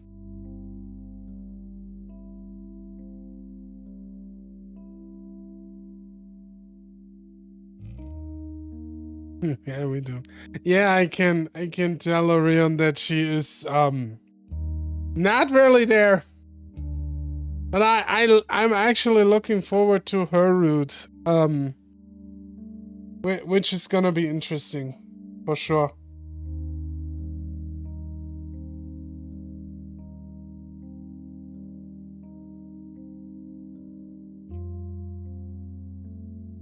I bring my tone back down to normal, realizing how unfair it would be if I get mad at Carl right now. I don't know if we can though. Carl's lips tucked down in a frown, and it looks like he's trying to keep himself from crying. Before I can say anything to comfort him, Jenna speaks up. You will.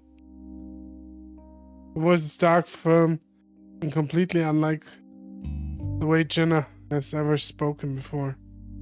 We both look at her and she sits there, legs crossed, staring hard at us. Well, at me. Carl sits up. Jenna. Jenna doesn't look at him, instead she keeps looking at me. John? Now she does look at Carl, and it's out of instinct. Her eyes starting to him before looking back at me. I recognize it as the almost unstoppable urge to look the way you hear your name being called. Yeah, we'd suspected. And Jenna had been acting weird, but to think that she was that consumed by him? Carl glances at me meaningfully. We haven't asked her directly about it yet, so I guess now's the time. Hey Jenna, are you feeling okay? I'm feeling fine.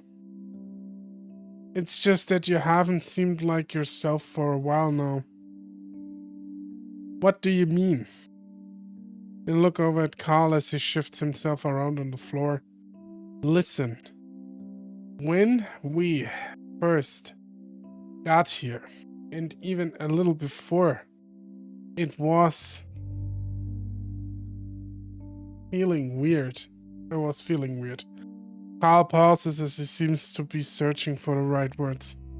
Sort of like something else had become a part of me.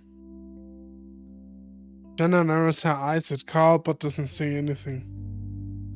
There was another voice in my head, and after a while I knew it was that guy. James, in my head. Sounds like you're going crazy. Carl frowns. Maybe, but he was making me act different, feel different. And it was kind of fucked up, to be honest. Weird. Yeah, weird, but it was easy to get him out. of my head. Carl points at his horns. And now...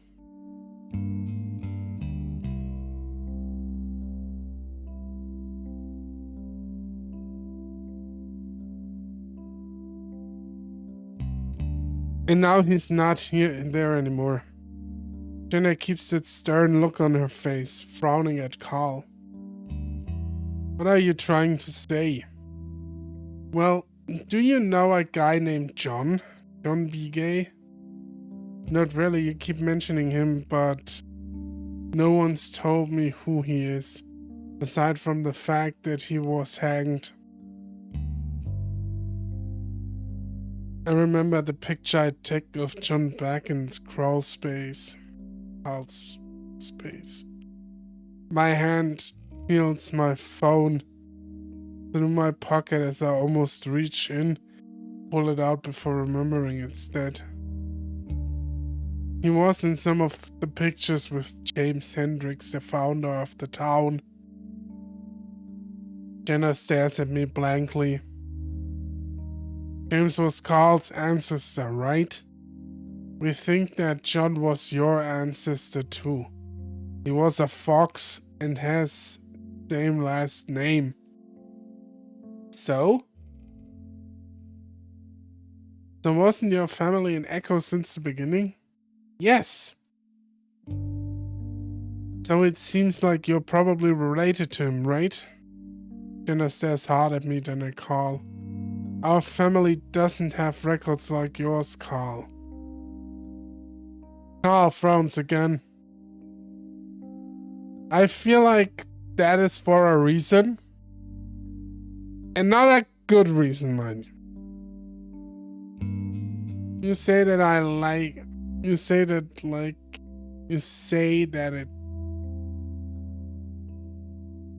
that like it's my fault. Maybe it is. Carl starts to sputter again, but I cut in before he can defend himself. See, Jenna doesn't like that. You wouldn't say something like that. Jenna doesn't say anything, keeping her glare at Carl. Carl clears his throat nervously. What I'm trying to say is that maybe your ancestor is in your head like mine was? I don't think so. Jenna, he is in your head. You are so possessed that you would be the star of the next Exorcist movie. It means something's different with you, dude. I can see it. Chase sees it. I nod in confirmation. Raven suddenly cuts in. I mean, I don't know you that well, but if we're going by how a normal person acts, you're not acting very normal. We are not in a normal situation like that, are we? Carl shakes his head. I know you can't resist it like I did, Jenna. You've always had a strong mind, way stronger than mine. Carl swallows. So it should be a problem for you to stop it like I did. Jenna shrugs. Nothing's wrong with me, Carl. Okay, whatever. We all go quiet then. Besides, isn't this about clearing James's name or whatever? Why are we talking about John? Jenna stares at Carl, eyes moving across his face, like she's searching for something. Carl stares hard, right back at her. Unless you don't want to fight it? Jenna's expression remains emotionless. I mean, are you letting him? I don't know, Carl. Are you letting him control you? No, I already told you I fought him out. How do we know that's true? That is actually a good point. Carl throws his hands up. Dude, why would I lie? Carl looks at me for some help. Yeah, Carl's way different than he was earlier. He's himself now. But how do you know that? I don't know. What else to say to Jenna to convince her? Of course I can't be completely sure. The only person that can know is Carl. He says he isn't possessed anymore and I trust him on that. Jenna, he isn't, I promise. You think James kept his promises? Carl and I share a look. Jenna, what do you mean by that? A strange look crosses Jenna's face, breaking out of the stoic detachment she's been portraying for the last however long, been. It's confused. But it's also like she wants to say something with her mouth open. Jenna. She seems to be frozen like that for a moment before she seems to finally give up, shaking her head. I don't know. She glares at Carl. He blatches defensively. What? You keep acting like this is my fault. Maybe it is. This time Raven cuts in before Carl can say anything. Is James stopping John from saying something? I watch Jenna closely and that's when she finally looks away. I don't know. Jenna, are John and James upset with one another? Oh, look how he's finally catching up to the plot. Jesus Christ, you couldn't tell that? Oh my God. Chase. Oh, who said it? Was it Carl? Yeah, it was Carl. Chase. Chase, you Jenna shrugs, not looking at me. Carl lets out a sigh of frustration. Jenna, we need to figure this out. Listen, I don't know much about these guys, but it sounds like James and John are trying to tell us something. Raven looks back and forth between Carl and Jenna, and trying to stop the other one from telling us something. I rub my face with my hands, feeling frustrated, wishing these two assholes could tell us what they want to say. It's probably just something like, I love you. So they are trying to tell us something about the past and they both don't know us. And they both don't want us to know what the other knows. Oh my God.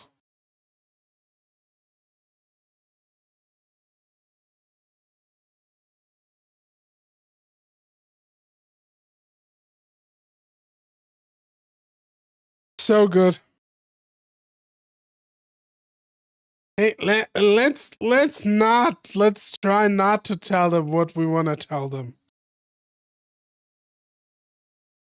These ghosts make it really, really, really complicated. More complicated than it needs to be. Maybe that's what we're supposed to figure out. It's not just it's not as simple as just clearing James's name. John has something to say too, and he sure as hell wants us to hear it. Close my eyes.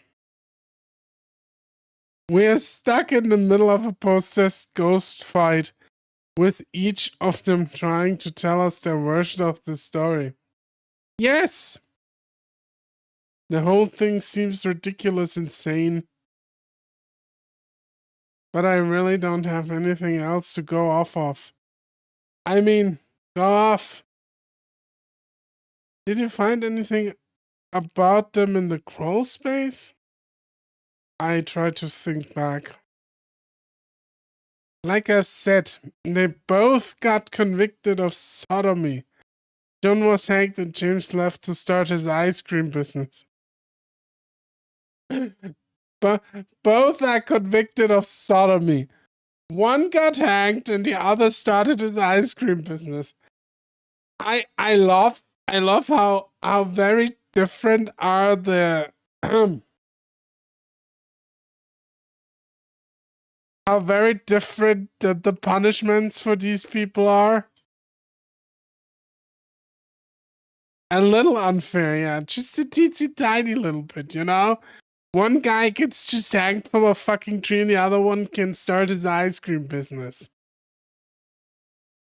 So why was James hanged too? His influence in the town, probably?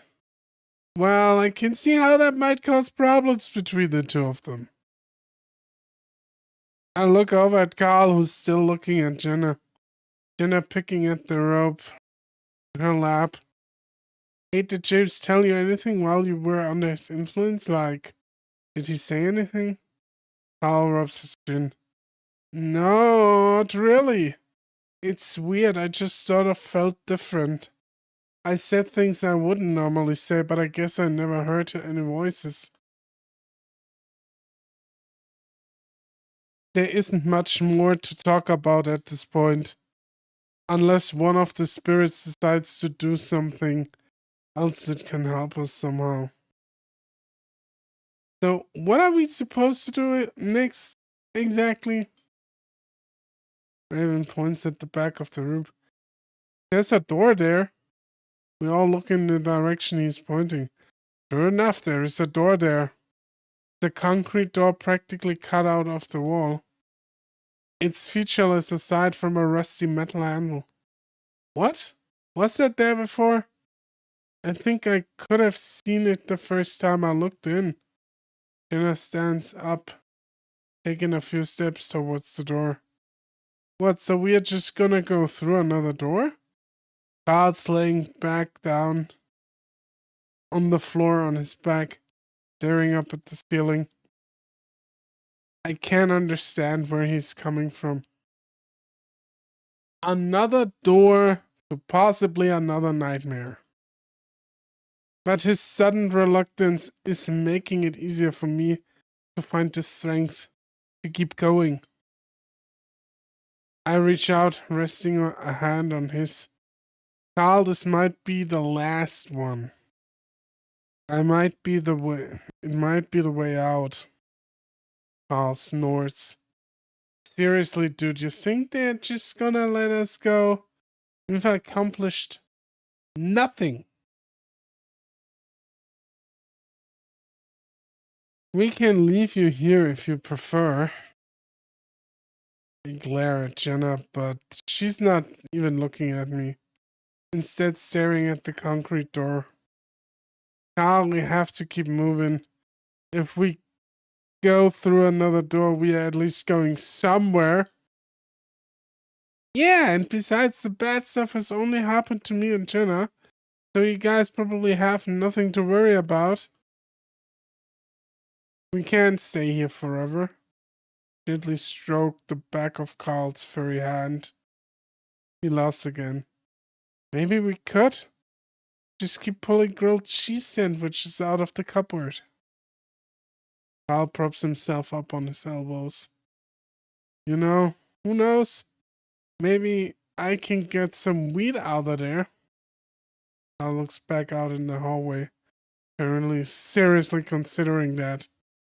This is not the time to get high, Carl. Come on, man. We're all going in together. I reach out both my hands to him, expectingly since I can't get up on my own. Carl stares at them contemplatively.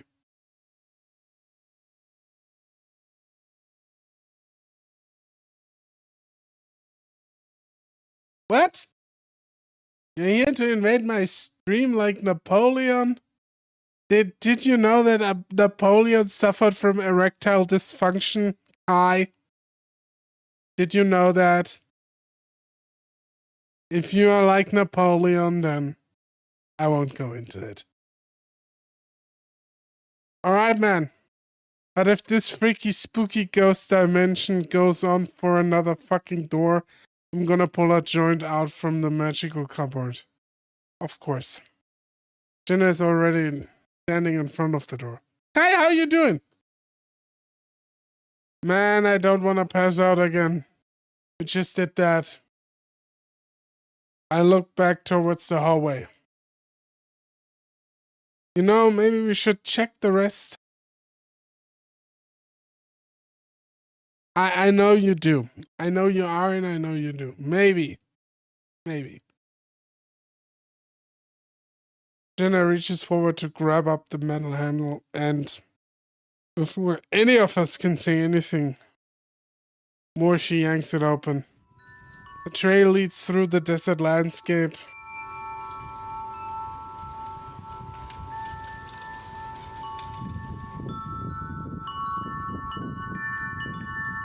You've orcoed that law. I got my personal cheerleader. Thank you, guy. The trail leads through the desert landscape, and cacti and boulders obscure my view on either side. The ground is rocky and dust kicks up with each step I take. As I continue up the path, I can see the 3 peaks of the Casa Demonio Mountains in front of me. I'm heading towards the town of Echo, just over those mountains. As I get closer, I notice the trench. Smashed alike as much as orcs getting smashed in Echo. I have not gotten light once in this game, I think. Oh, well, yeah, I did.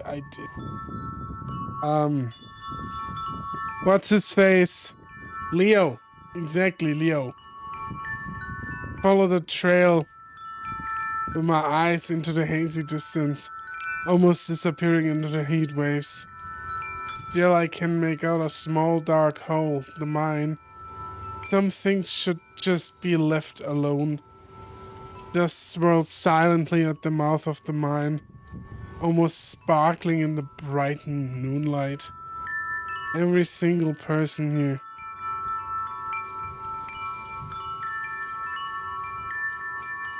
I passed. Look. I do not stream on Twitch because I would get banned because my VTuber has a bear. You know, a bear body. Yes, orcs have hips. Look. Look at me having hips. I'm gonna show you. I'm gonna show you my hips.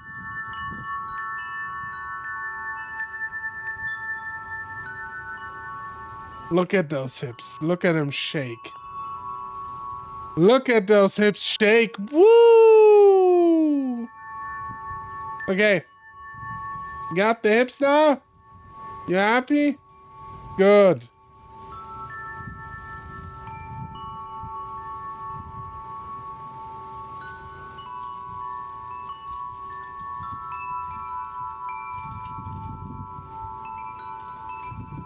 You passed Twitch. I do not pass Twitch, believe me. I do not pass Twitch for other reasons, though. Not the hips. Something seems to pulse out of the entrance, sending an almost visible wave through the air. You will never escape. You will always come back. Red seeps from the hole running up the side of the mountain in a wave of turning rock and dust the color of blood. It will always be running in circles. I start jogging up the trail, panting in the desert heat, not sure what I'm doing.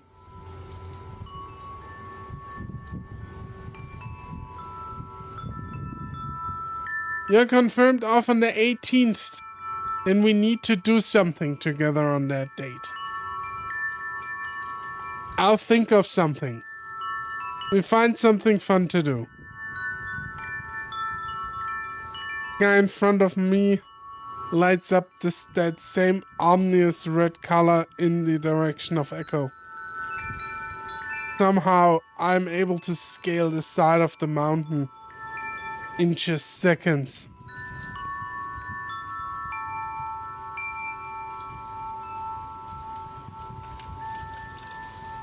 I get to the peak and look over the edge. No, we are not. If anything, we are crashing it together. I see the town, but it's not the town I remember. At least not all of it. Lake Emma is in the distance to the left. The motel and supermarket are to the right. But the ruins by the lake aren't just old foundation remnants anymore. They're fully standing now, with their log walls and roofs. Several dozen more houses run up the side of the lake, standing in stark contrast to the more modern buildings further away, toward Main Street. There are even a few buildings that I don't recognize, and there, just below me, is Carl's house. But it's different. The mansion is bigger, the walls are a lighter color. It looks older. Somehow, I'm already there. Like I teleported straight down to stand on the road in front of Carl's house.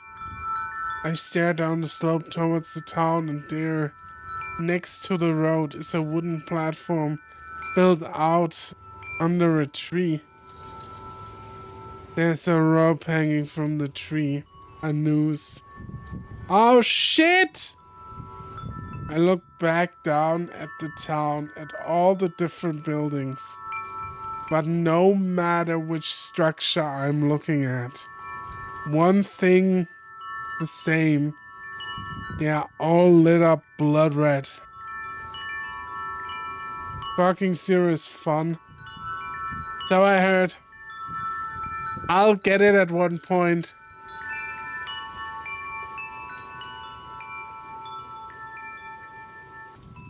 I watch what looks like spinning blades come slowly into focus above me. I tense up, but only for a moment, as I realize what it is. Ceiling fan. Wait! The ceiling fan? Is that? I sit up quickly. Only to immediately swoon as the room starts to spin around me. I grip on whatever I'm sitting on and it happens to be soft and smooth. I look down and see I'm on top of a blue comforter. To my left, Jenna, Raven, and Carl stretched out next to me on a king-size bed.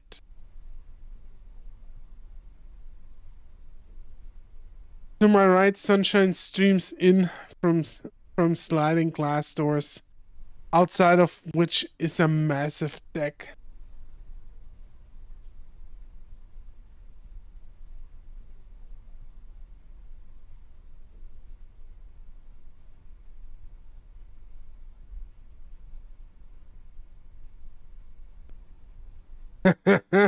Okay, you do that. You play some Sparking Zero and keep me posted if you get through that Goku arc of yours, good sir.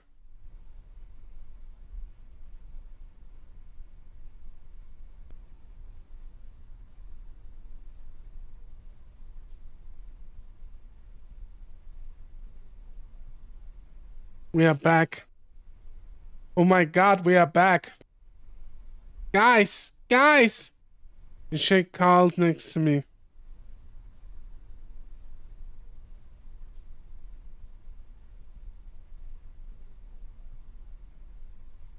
I gotta beat Raditz without Piccolo in 1 minute. Yeah, got it, defense. There has to be some kind of way to do that, though. Break the defense. He immediately swings a hand to slap at me, but I persist until he's forced to sit up, rubbing the sleep from his eyes. Jenna and Raven stir next to him. What happened? Guys, we are back in your house, Carl.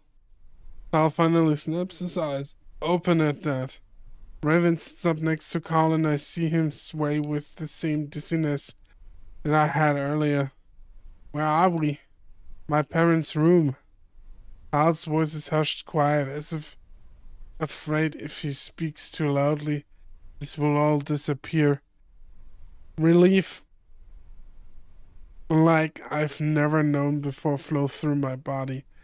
Whether or not it was a dream or a hallucination, or we were drugged somewhere, how, it doesn't matter. What matters is now is that we are home. Well, in Echo at least.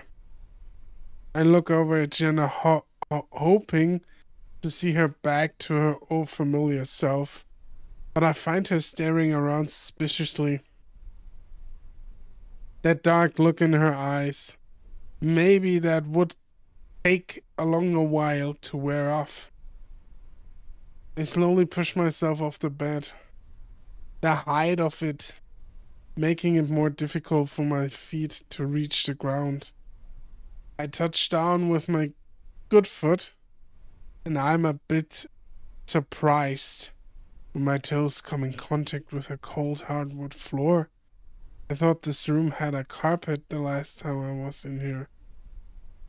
I look back at Carl and see a confused look on his face, the fur on his brow crinkling up in the bright sunshine. Something's a little off, man. What? Something's wrong. I feel the beginnings of that sinking sensation in my chest again. Why? My parents' room isn't this big. I look around. I guess it looks a bit bigger than usual. The balcony seems to be the right size, so... On the floor. He points at my feet. Where's the carpet? Carl confirms my suspicion. The dread continues to grow in my stomach. Maybe they took the carpet out while we were gone. You're fucking stupid, Raven! No one responds to that ridiculous idea. Jenna looks at the wall behind the bed and reaches out a hand to touch it tentatively. Carl lets out a loud, almost maniacal laugh. Like I'm in a weird dream of my house or something. Carl pushes himself off the bed, his hoof clubbing loudly, unnerving against the hardwood floor that shouldn't exist. Fuck. Yeah, fuck. I can see the same emotions I feel in my chest playing out in Carl's eyes right now. He reaches out to give me some support. Well, maybe there are other people here. Raven's cheerful tone is forced and strained. I guess I was expecting that we'd end up in another dream world or whatever. But the fact that I thought for just a moment that we were back in the real world made this all the more soul-crushing. It feels like those fucking ghosts are toying with us at this point. I take a deep breath, willing myself not to lose it. Not yet, at least. Chase, I'm gonna move to the deck. I get a better grip onto Carl's side as he starts to move towards the glass doors, his hooves clubbing while I hop along.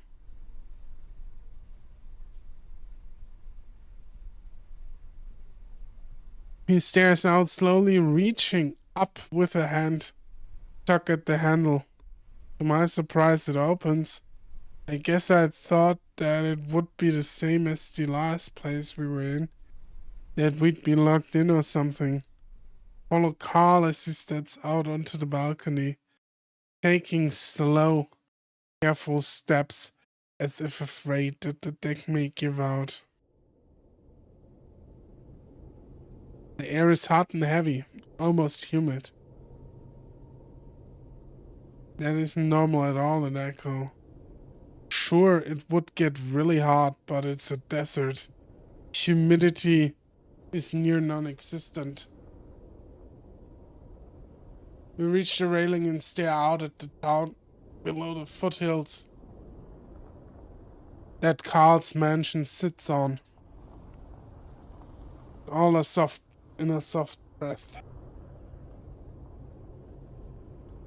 Just like in the dream I had, the ruins of Echo aren't ruins anymore. Dozens of old-fashioned wooden buildings dot the edge of the lake. A little ways away, I see the familiar buildings, the motel and supermarket, along with the small neighborhood of my childhood. And along Main Street, I see a few buildings that I don't recognize. Not quite as old-fashioned as the building along the lake, but still pretty old-looking. What the hell? Carl almost whines out the words as I see him grip tightly onto the railing. I move closer to his side, pulling my arm around his shoulders. Come on, man. We gotta figure this out. This is just... I struggle to figure out what this just is, but I come up short. Listen, I saw this in a dream and I think they were trying to tell me something. What dream? A dream I had before I woke up. I have them almost every time we pass out. Why are you the only one having these dreams? I jump as Jenna speaks right behind me. I turn around, finding her eyeing me suspiciously. I don't know. None of you had dreams? I did. Raven pops his head from around the glass doors, still with his bizarrely resilient grin on his face. But it was about that black shadow creature thing chasing me through the kitchen, so I guess it's not really useful. What did you see in your dream, Chase? Well, this... I wave my hand out at the alternate reality tone. But then the mine, too, like red stuff spread out of it over the town. Then I saw a noose. I instinctively look over the edge of the balcony, down toward where I remember seeing the tree. Carl looks too. What is it? Well, I saw a tree with a noose on it. Carl looks slowly back up at me. Down there? I think so? The look of utter defeat in Carl's face has me hesitating to confirm it. What the fuck? I take a deep breath, trying to put what I feel into words. That dream, the way it zeroed in on the tree, felt meaningful. I think we need to go to it. Jesus, why? Carl buries his face in his hands as he leans against the railing, shaking his head slowly from side to side. I don't know, but I don't know where else to start. The place is massive. So, what? They put another letter there for us to find for some reason? Maybe. Guys. Carl keeps his head in his hands as I turn around. Raven is still standing by the glass door, but he's looking back into the room. Jenna left.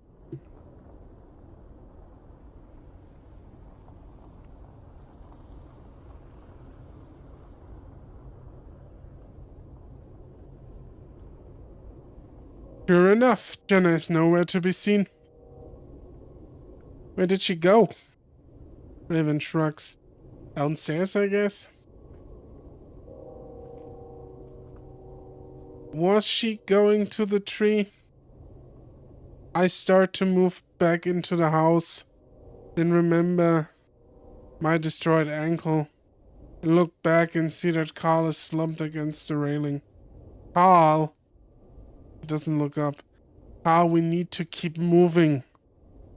Finally, the ramp pulls his head out of his arms and turns to. He gets me into our familiar position with clinging to the neck and hop along.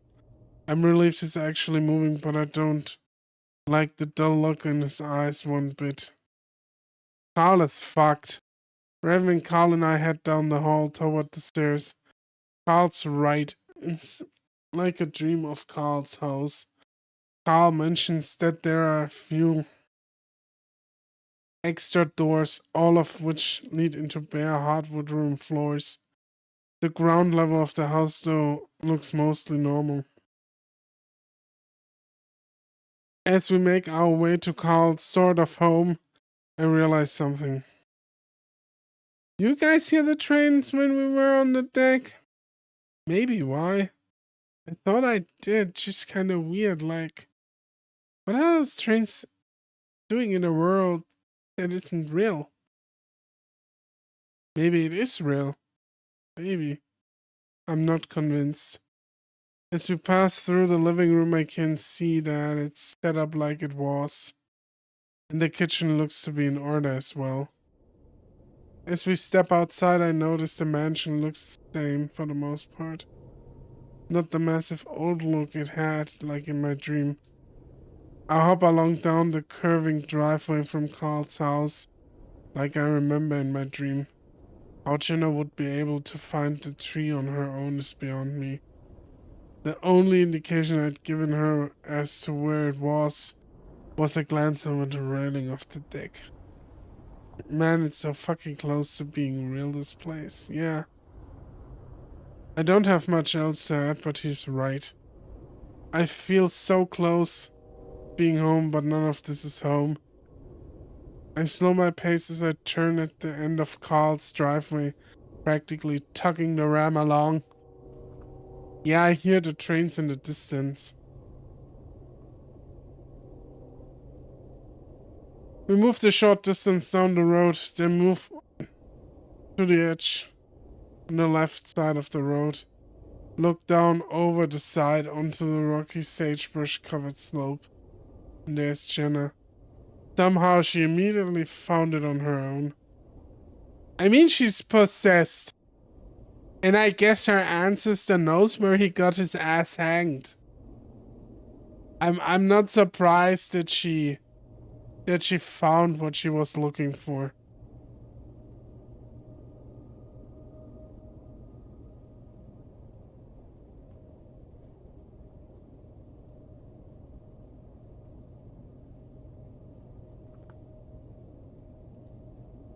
This tree and platform definitely aren't in the real echo.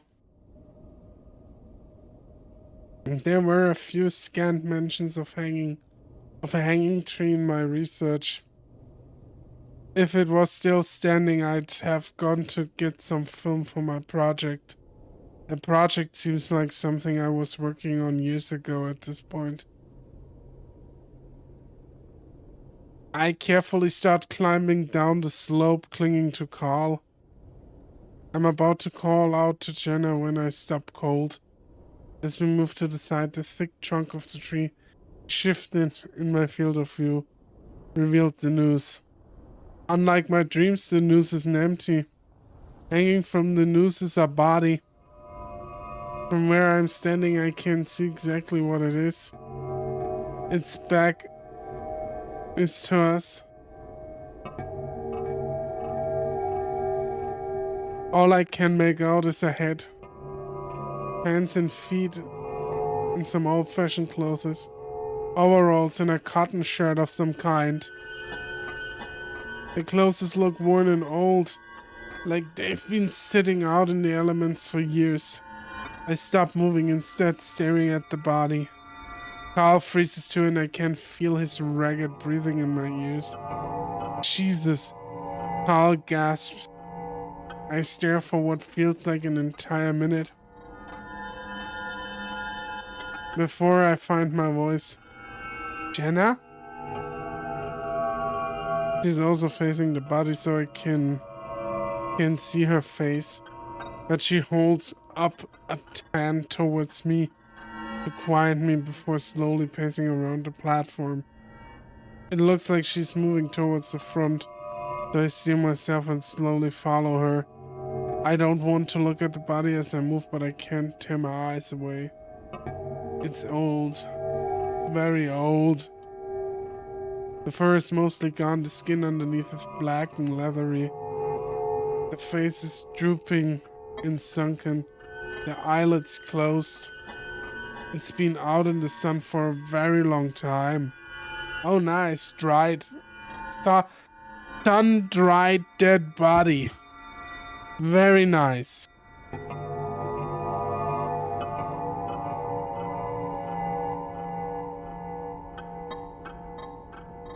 Oh my god, a 72. It's fucking huge, man. I couldn't eat that. I don't know much about corpses, so I don't know how long. I just know it was a ton of... Yeah, no shit!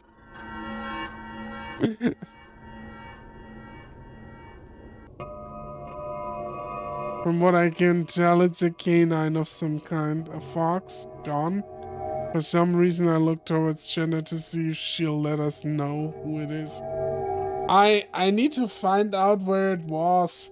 I think if you go like with 6 people and everyone pays a part of the fucking tab, you can get that steak down.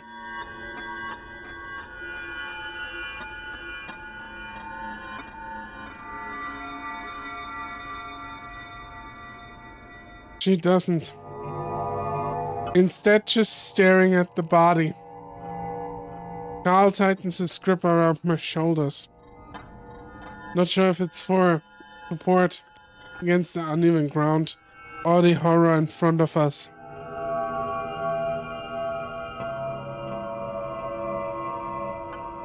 Raven has chosen not to follow. Instead, he stands back behind the platform, looking away from the body. I swallow hard, trying to keep my nerves under control, trying to look at the situation like it's a simple task. Do you guys see anything I note or something?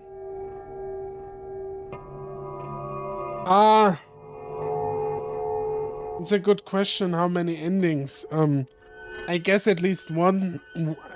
I guess at least one per character. So at least 5. But we already had 2 with Leo. I say it probably has like 10 plus endings. I can't really tell you.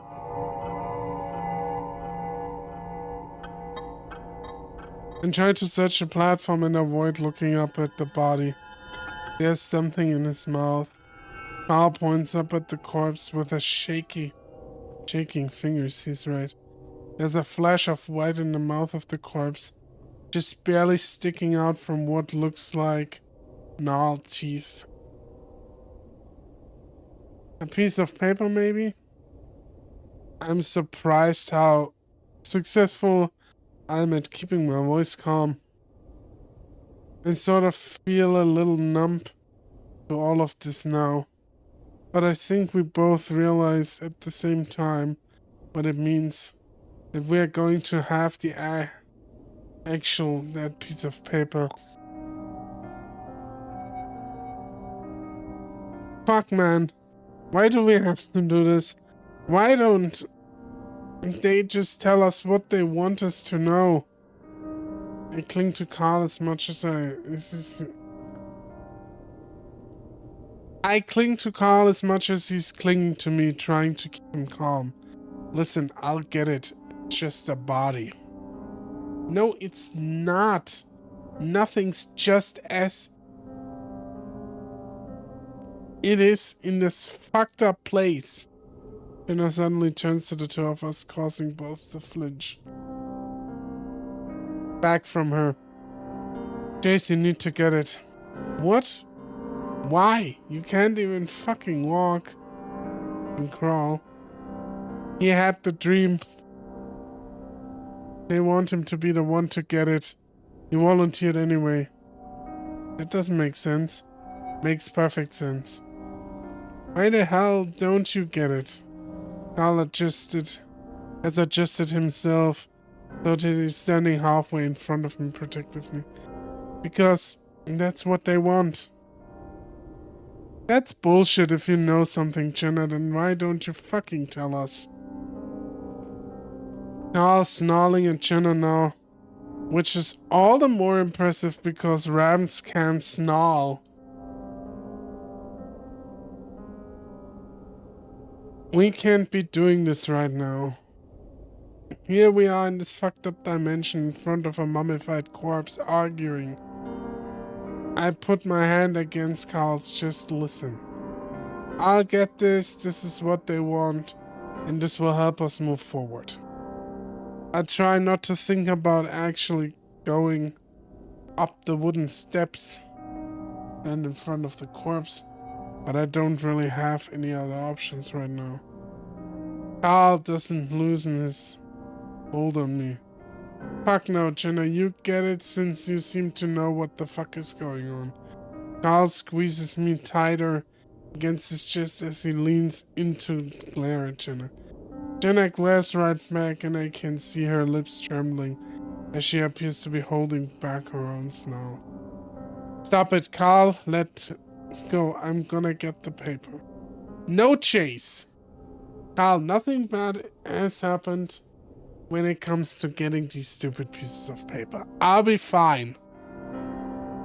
Carl looks down at me, his face etched with stubborn resoluteness. It's at least a nice change from the almost dead look that I'd seen earlier. He stares at me hard for a good long while, to the point where I'm almost blush, until finally. Fine, but I'm coming with you. I don't think... Shut up, Jenna. Each word seems to have to work hard to get itself out of Carl's muscle. Okay, it's okay, just let's go.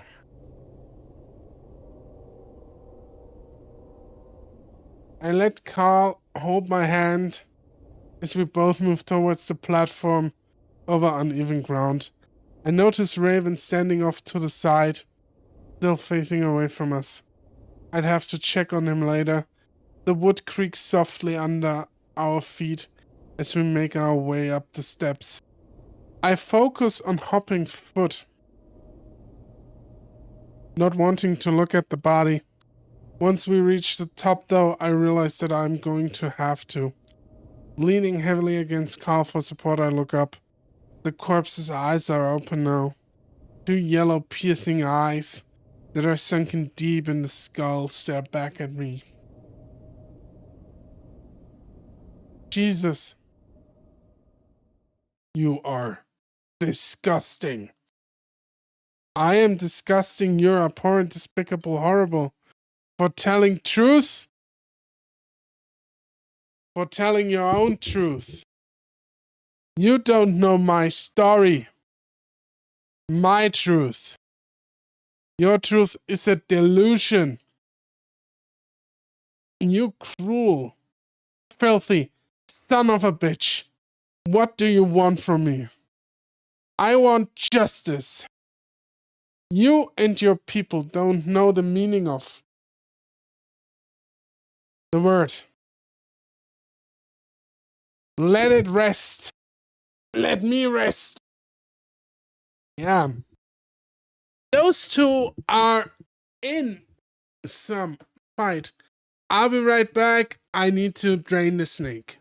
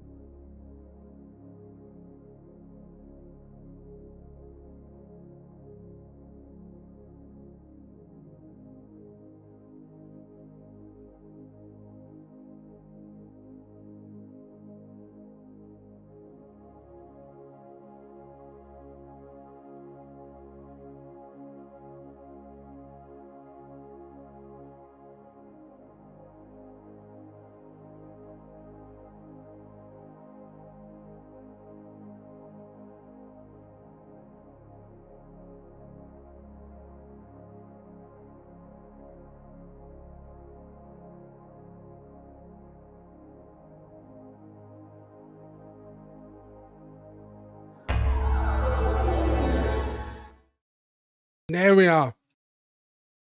You and your people don't know the meaning of the word. Just let it rest. Let me rest.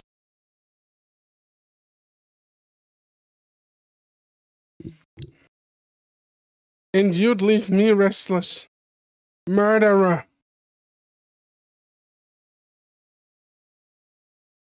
You may not have killed me physically, but you murdered my life, you fucking... The otter hears us. So if he hears us, then it wants him to. Why does it? You think I know? Why does it create these places? Let us do small things. Then take it away. The game, my life, my reputation. The game to it. Ha! A game? Go on. Why don't you tell him your truth?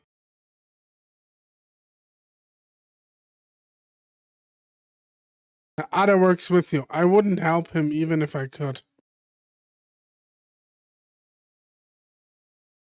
But you can't, can you? You are but smoke. Good thing too. You and your fucking lies. I will tell him this, otter. You're stuck here because you cannot see the truth, and until you do...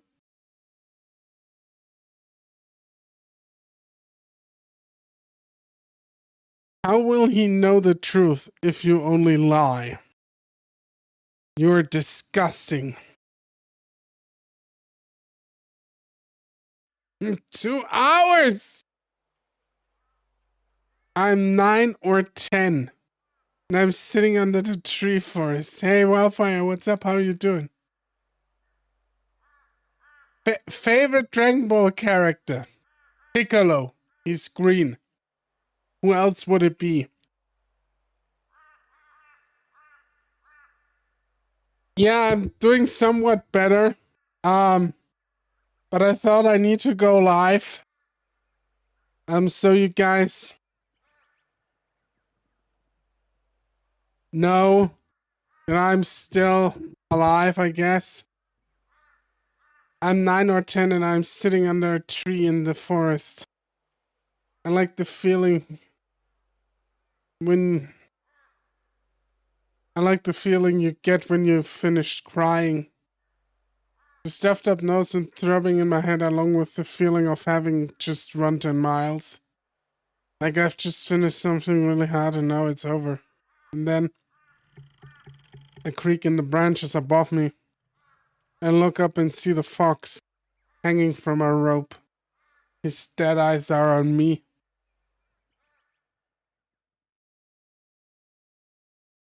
I mean, later when he gets orange, he's mixed with blue, so that's fine. I like the color blue too. And that's why I like the color orange as well. He's awake. Chase? A big hand cradled below my head as I stare at the horns waving around above my eyes. Between them hangs the fox. Hey, you okay? What happened? I don't know. There were eyes. I stare harder at the fox, but the eyes are closed.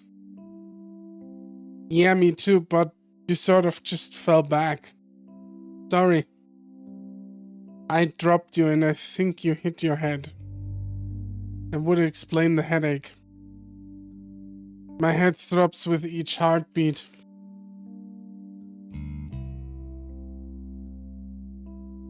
Why didn't you grab the letter, Chase?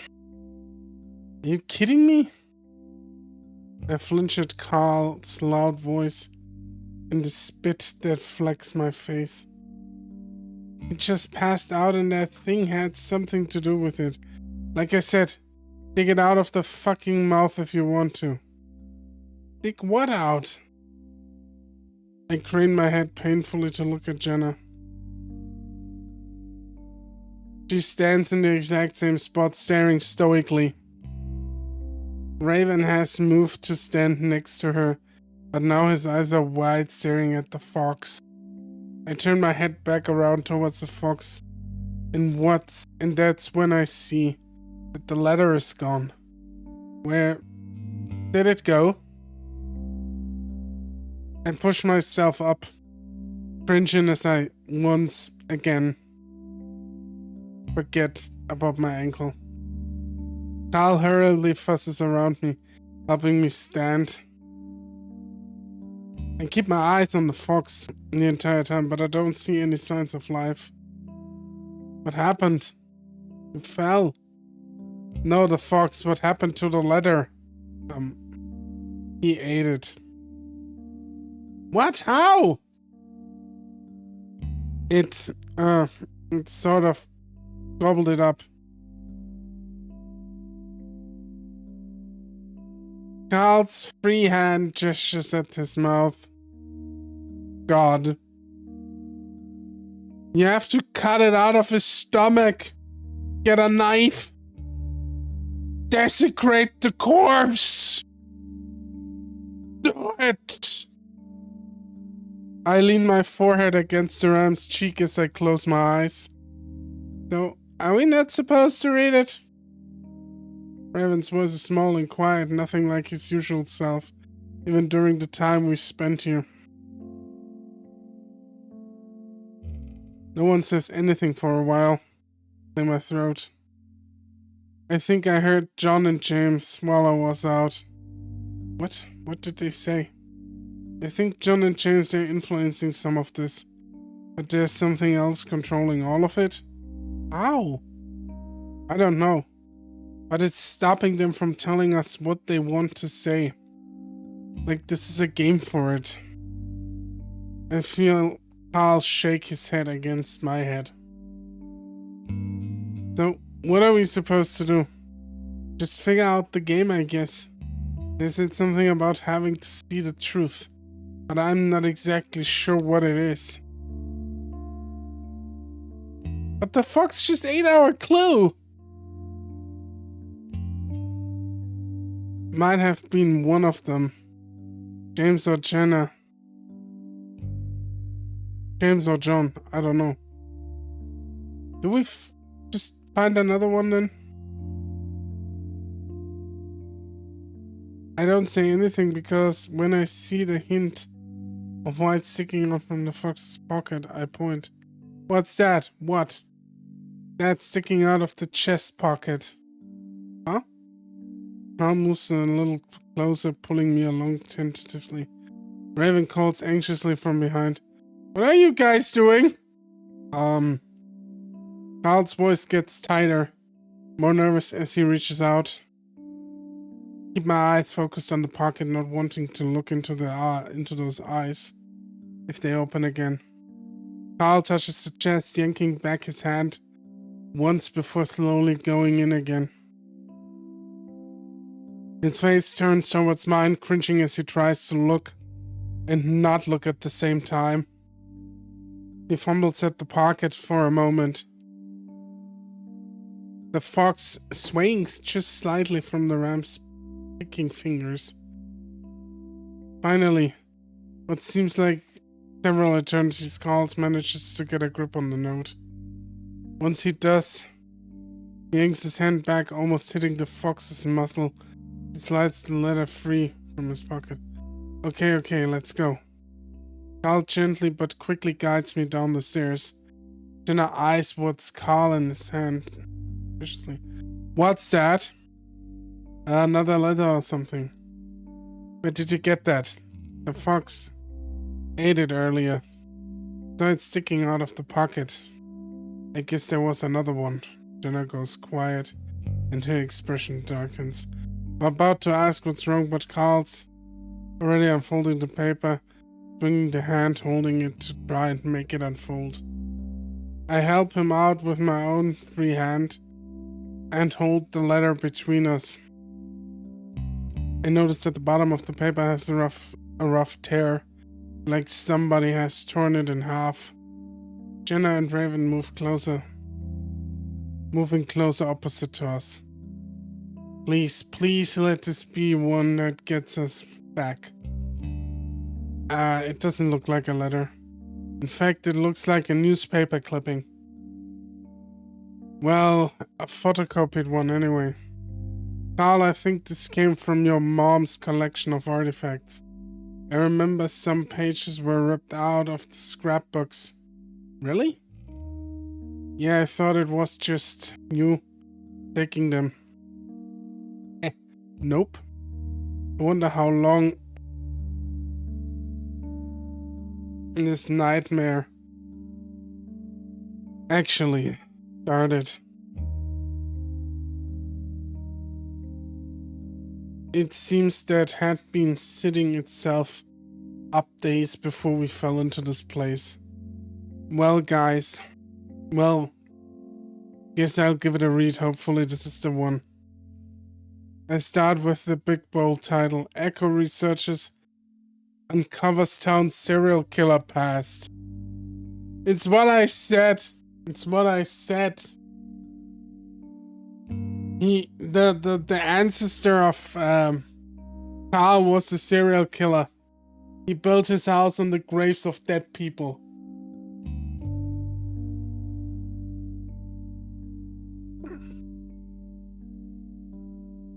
Most might know Trisha Hendricks is the CEO of Hans Ice Cream, but Echo locals will know to be an avid history buff as well. I just love how it connects all of us, how it shows that everything has happened for a reason. But she didn't realize what her research would uncover. According to Hendricks, the town's founder, James had an affair with another man and both may have been hiding a dark secret. You never know what you'll find out, but to think that James had a homosexual relationship with an alleged serial killer, well, it's really something. Don't you hate it when you're related to a serial killer? Yeah. This is so weird, you know. According to Hendrick's research, James may have been in a romantic relationship with a native fox by the name of John B. Gay.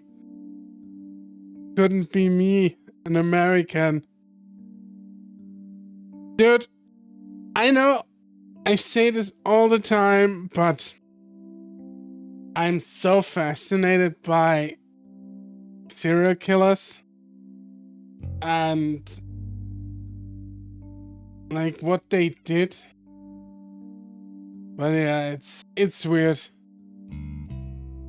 But it fits, like I can see, like this almost feels like that this segment was a little bit inspired by Texas Chainsaw Massacre in a way. Town records indicate that B. Gay was accused of committing multiple child murders. Accused. I don't think John B. Gay did that shit. Hendricks says the crimes were sexual in nature. Holy shit! Oh no! Oh my god! Oh my god! Oh boy! Oh boy! That got dark quickly.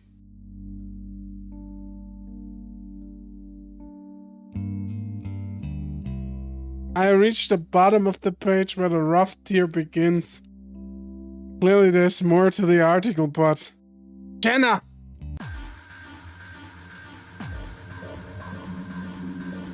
I look up just in time to see a flash of steel before Carl jumps back, pulling me along with him. The knife comes within inches of Carl's face before piercing into the newspaper clipping we were holding with a smack. What the hell? Jenna! I'm about to ask what she's doing because I think she's attacking the newspaper for some reason. But her intentions become clear as she moves towards us with the knife I set on Carl. She tries to murder Carl. Oh no. Whatever will we do? Jenna, stop! I mean, let's put it that way. They already called him that and hanged him for it, so...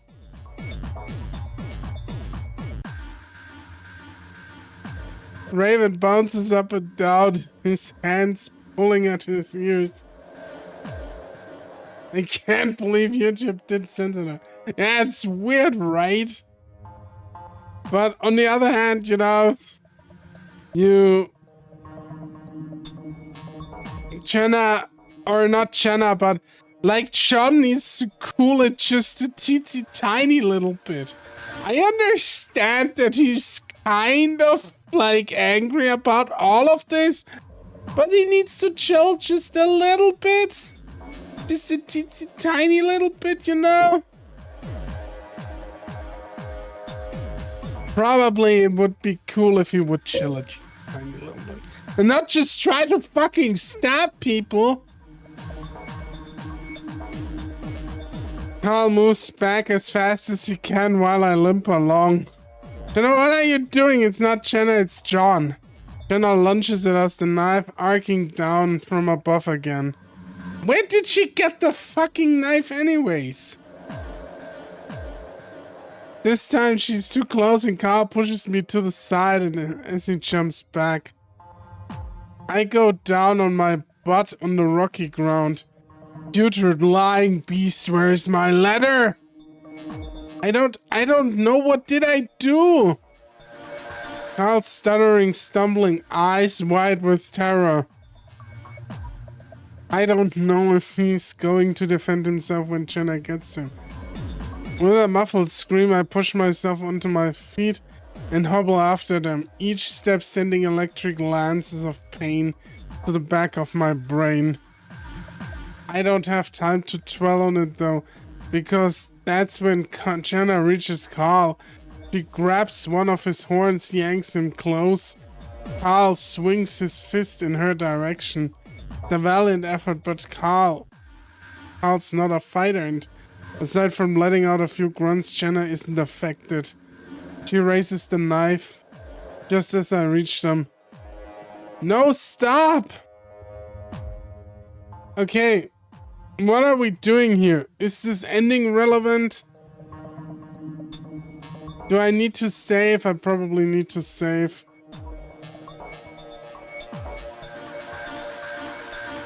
Is this...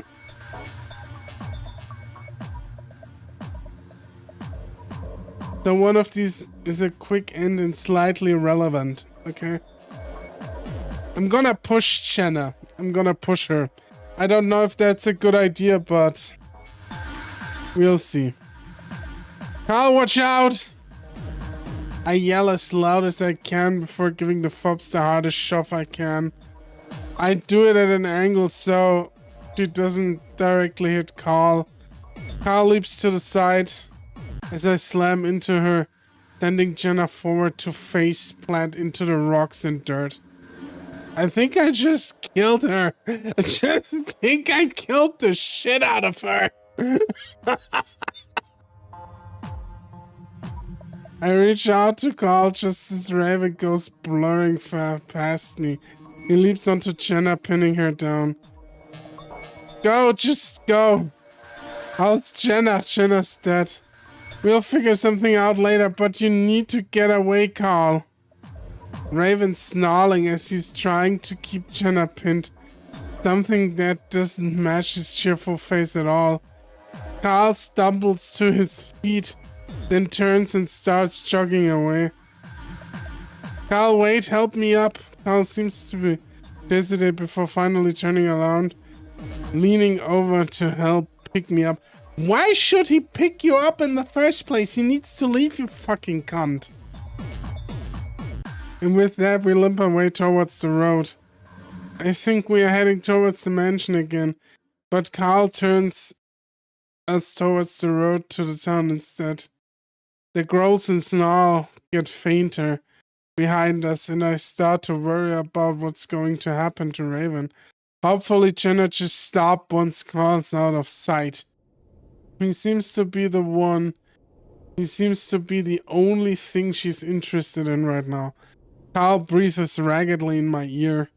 over the sound of his stumbling clops and my dragging shuffles. Carl, you wanna go back to your house instead? Carl doesn't respond, and I look over to see him looking straight ahead, eyes fixated on nothing. Carl! He gives his little head a shake. Gives his head a little shake. So I go back to staring at my own feet. My ankle is numb by this point, which I guess is better than the lancing pain I had earlier. We are further down the road now, to the point where I can't hear Jenna or Raven anymore. Going this way might have been a good idea, since Jenna will probably end up going back to the mansion. Does she just need time to cool down? No, she doesn't need time to cool down. She's going to fucking murder him if she finds him. And where are we supposed to go now? Anywhere. Anywhere.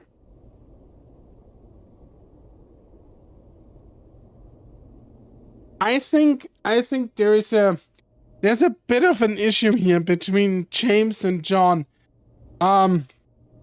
Especially since James basically called John a child rapist. A child rapist murderer. That is kind of fucked, not gonna lie. I'm starting to realize that what just happened is going to affect everything. But are we even going... How are we even going to what? How are we even going to be near each other now? Jenna just tried to kill Carl, Jenna, or John. I feel a sudden burst of anger towards him. A fucking serial killer possessing. John is not the serial killer you think he is. I do firmly believe James either fabricated this shit, or John found out that James did this shit and James pinned it onto John. That is what I think happened here. I don't think that John is the serial killer in question here.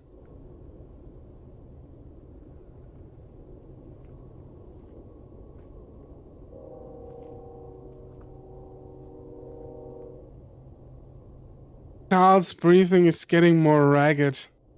I look over at him again, and I'm not really surprised to see tracks of tears down his head. Carl, do you need to sit down for a second, take a rest? A few seconds later, Carl stops abruptly next to a small boulder, and I allow myself to be sat down on it. The ramp doesn't sit down with me, though. Instead, he starts pacing back and forth in front of me, occasionally wiping his face with his arm. Carl, sit down. I don't know what to do, Chase. Neither do I. Just sit down for a second, No, I don't know if we'll ever get out of here. Carl stops and goes into a coughing fit. No, come on. We are doing good. We are at least getting somewhere. Where? This could go on forever, you don't know. I look up at the ramp, trying to think of something comforting to say. Chase, I can't do this. I need a second. Carl turns and starts walking further down the road. Carl, wait, we shouldn't split up, hang on. I stand unsteadily, leaning over to rest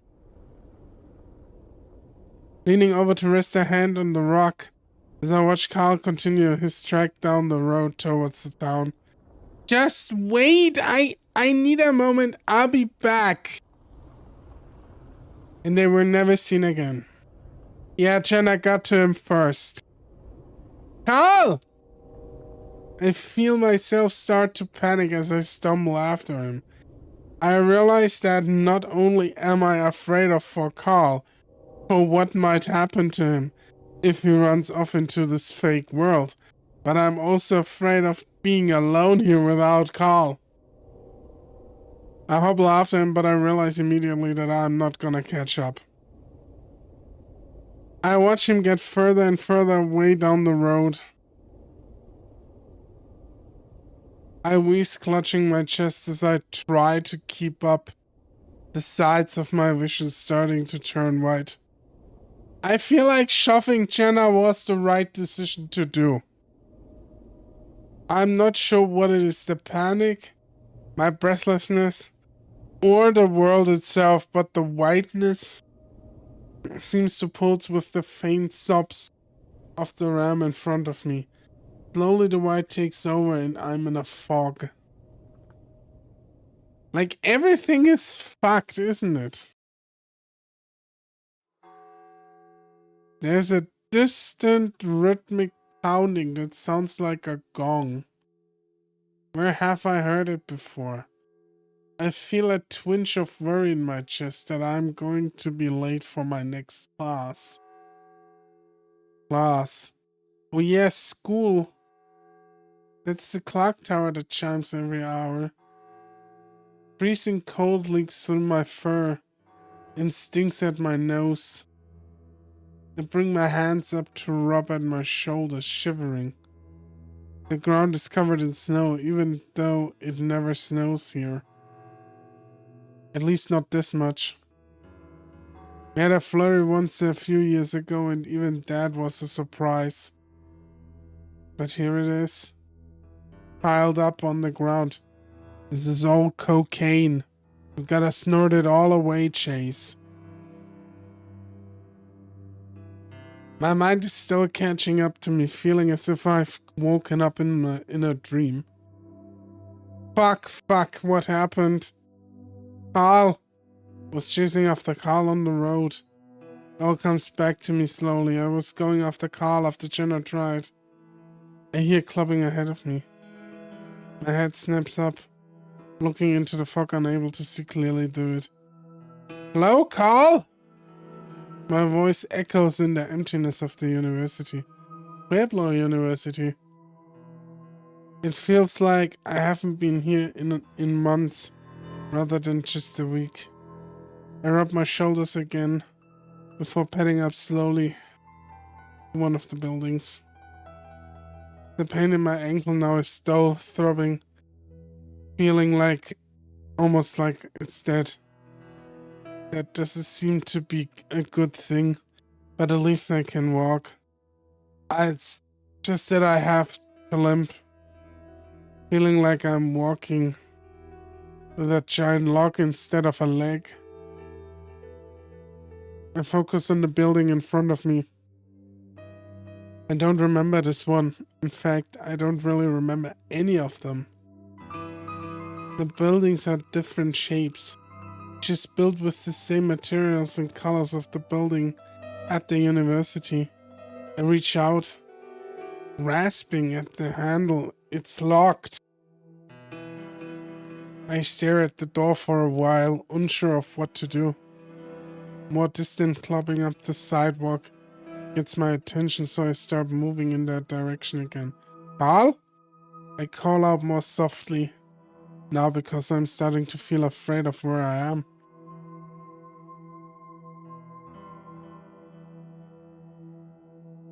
While I can't see anyone, the fur on my neck is prickling. Like I'm somehow extremely vulnerable. I guess the only thing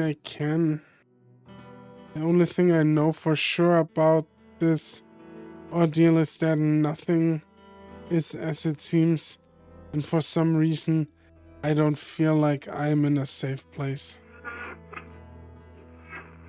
You were never there for me, you know? I jump. Carl? The only response is silence. At least it sounded like Carl, kind of.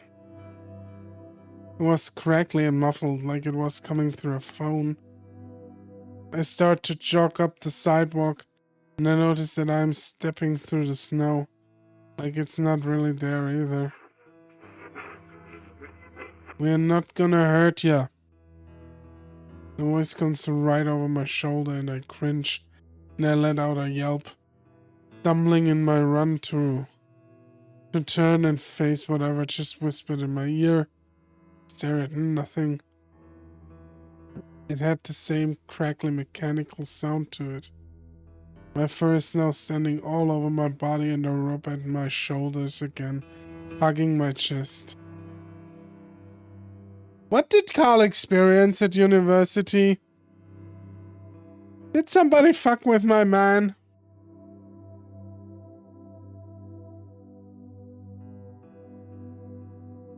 A soft sound, maybe a footstep behind me, makes me whirl around in the other direction to find more emptiness.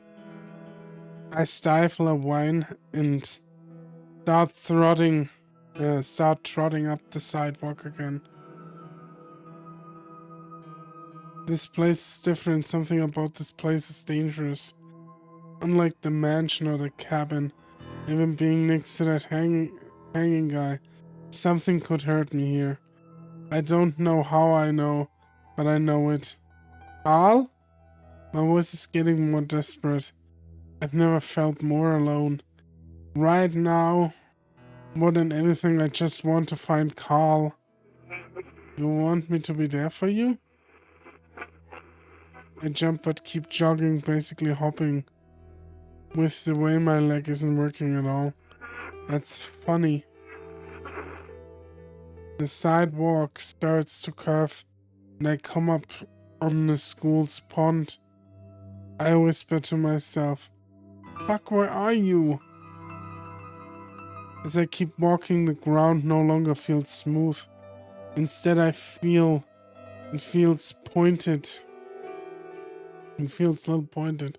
Bits of rock sticking into my feet. Pads, even though there's smooth pavement. When I look down on the ground, I pass a little stone bench. On that Carl liked to sit on back when he was at school with me that first semester.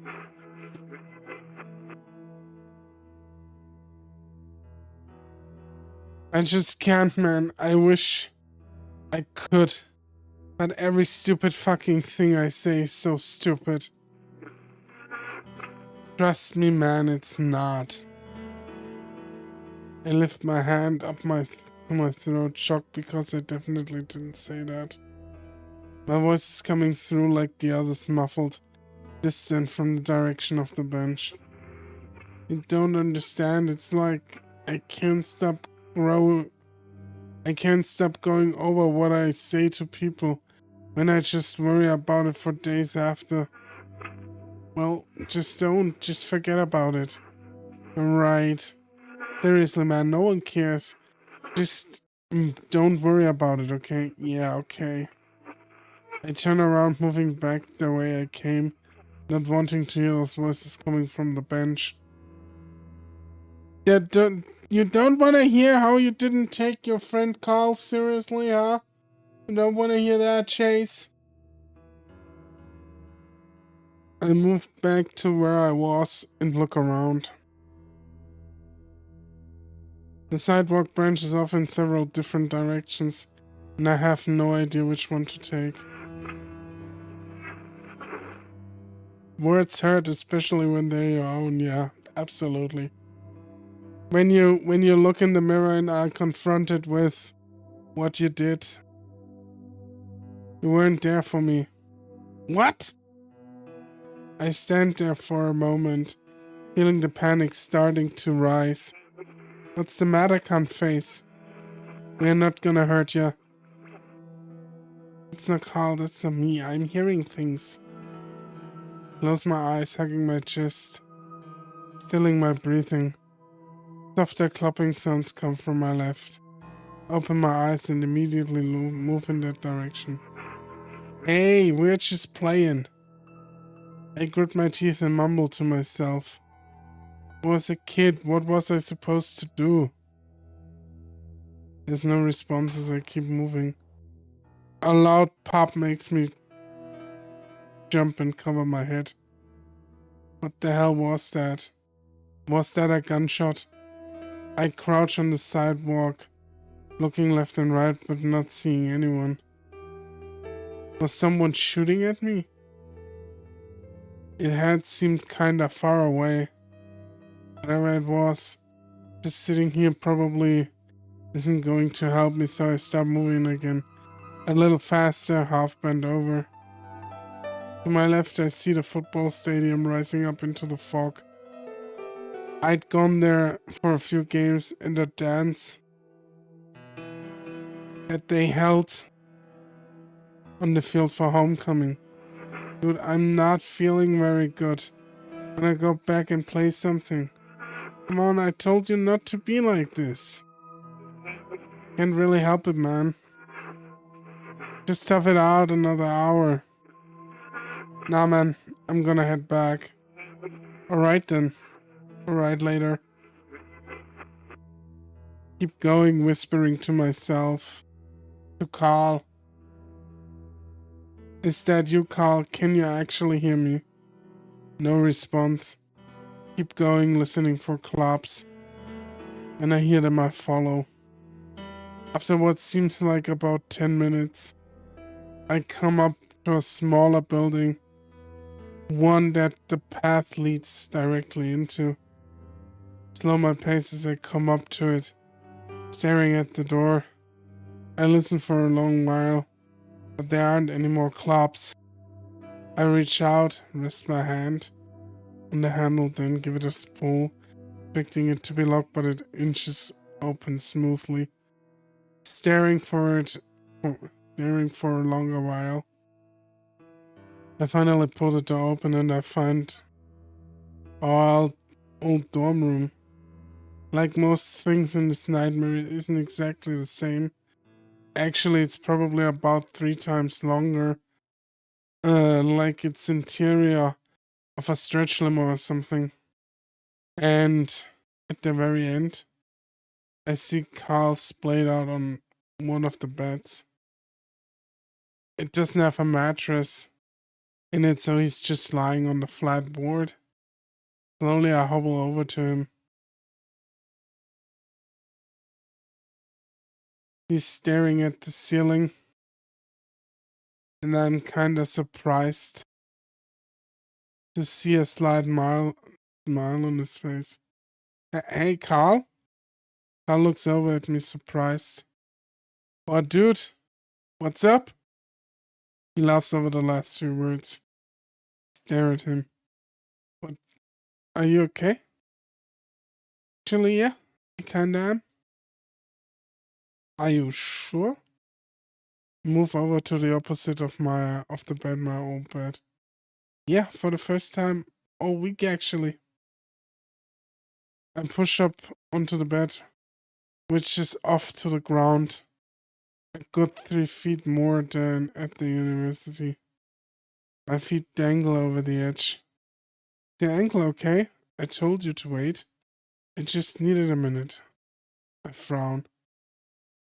Seriously? You left me there, in a place with smoke monsters. Carl grimaces. Yeah, sorry about that. What happened? I slide around on the bed, face the ram, noticing that while they are tall, they are a lot shorter in length. Short enough that Carl's hooves stick over the edge. Well, Jenna tried to kill me. I rub my shoulder, looking away. Yeah, but you know she's not in her right mind right now. We were talking about how maybe John... Oh, it's definitely John. James tried to do the same thing to me. Yeah, I was gonna ask what it was like. Carl pokes at the wall above his head, tapping it with his fingers. Well, he basically just told me that I needed to find some stuff out. Keep lights from getting out that he couldn't tell me. Wonder what John's telling Jenna. Carl shrugs. I mean, can't be good if he's a serial killer. Yeah. Another period of silence. I don't mind it. Kind of feels nice. Not at all like outside where I felt like I was in imminent danger. The only problem right now is that something smells kinda bad. but it's subtle enough that it's not really bothering me. So, we're at university, huh? Yep. Wonder why you hear the voices out there? Yep. Things go quiet again, and I wonder what the hell Carl might be thinking. He looks ridiculously peaceful. Okay, did you find weed somewhere? Because you're looking as chill as I've ever seen you. Oh yeah? Yeah. Carl scratches his nose. Well, I just realized some stuff. I wait for it, but he doesn't go on. Like what? Well, Chase, that I don't need you. Oh, oh, fuck. Ow. I frown. What? Carl laughs. No offense, man. But I realized that I rely on people too much, you know?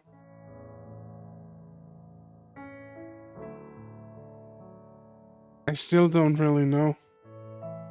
Did something happen? I guess I always sort of held it against you with what happened with Clint back in the day. Oh, the fight? Yeah. Also some things at college, but then I realized that it isn't fair. He pauses, but I don't say anything. I realize that I'm really responsible for myself in the end. That I need to help myself. That's good. I can't help but wonder if now is the best time for this epiphany Carl is having, but it explains the setting we're in now. Did he do this with his own mind? Is everything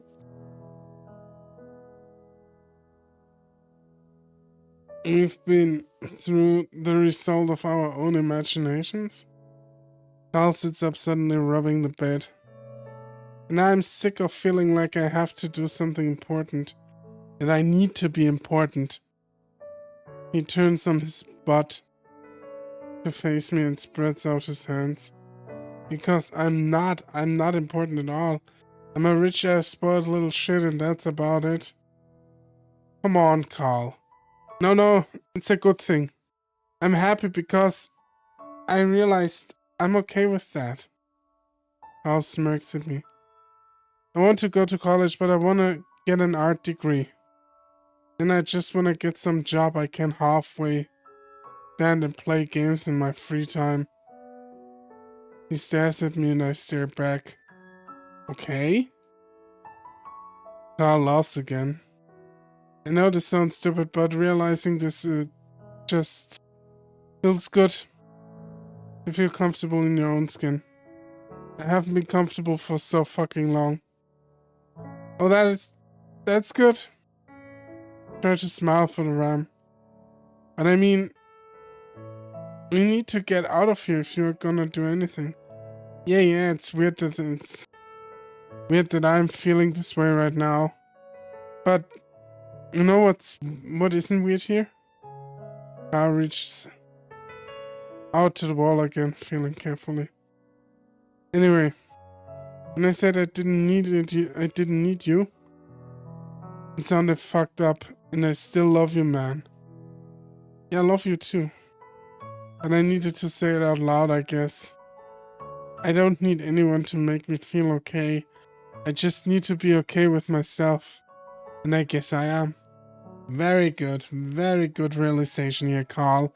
You're the MVP right now, Carl. I give Carl a weak smile, not sure of what else to say. And Chase is being a bitch about it. Chase should actually jump up and be overjoyed.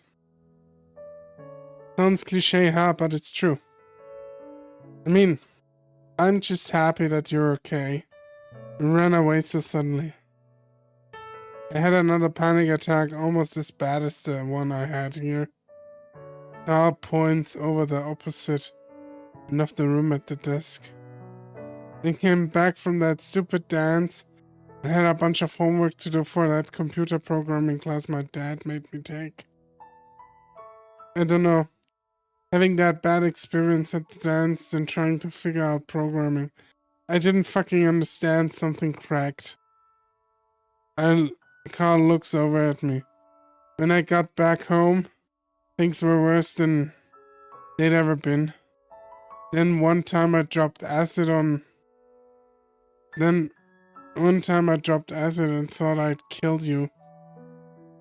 I make a face, but Carl waves his hand. Long story, but then I thought it was a sign that maybe you were the one that was holding me together all that time. Carl, I had no idea. Yeah, because you're self-absorbed asshole. Yeah, how were you supposed to know? Didn't say anything. When you came back to Echo, I thought maybe I could pull myself together with you there. Carl grins. Dropped acid, dude. Just say no to drugs. That too. And after this hellscape thing in Jenna, I just got fed up with it, I guess. Carl shrugs. I don't know, I cracked again, but it's like I cracked back in place. Just feel okay now. We're gonna get through this. Somebody just tried to murder you. Are you sure you're okay?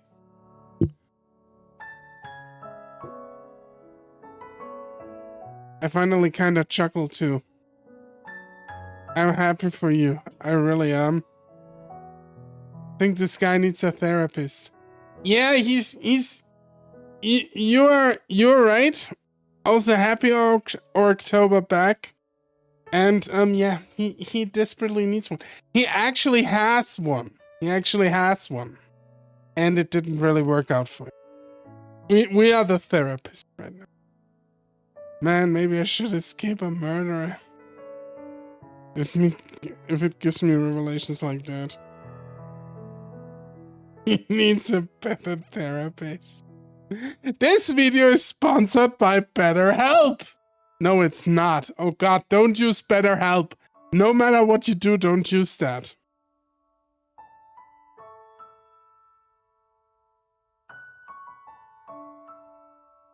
I'm happy for you.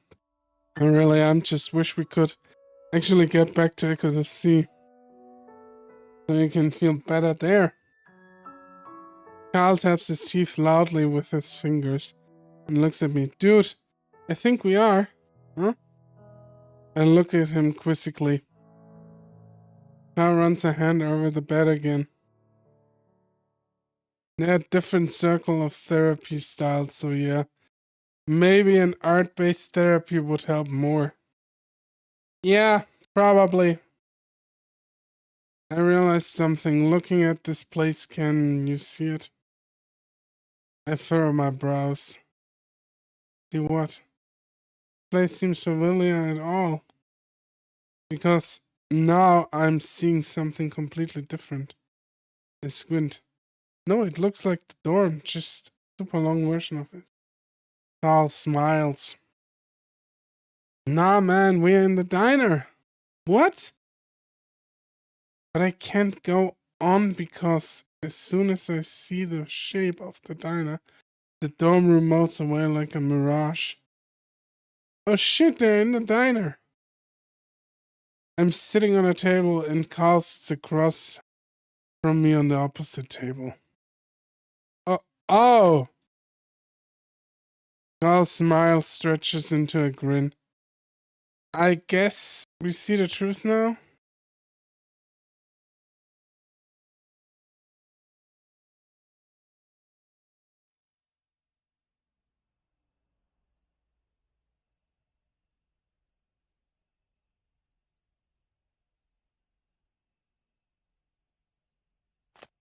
I mean, if your brain's completely fucked up, I guess that's fair to say that Echo is gonna break you, you know?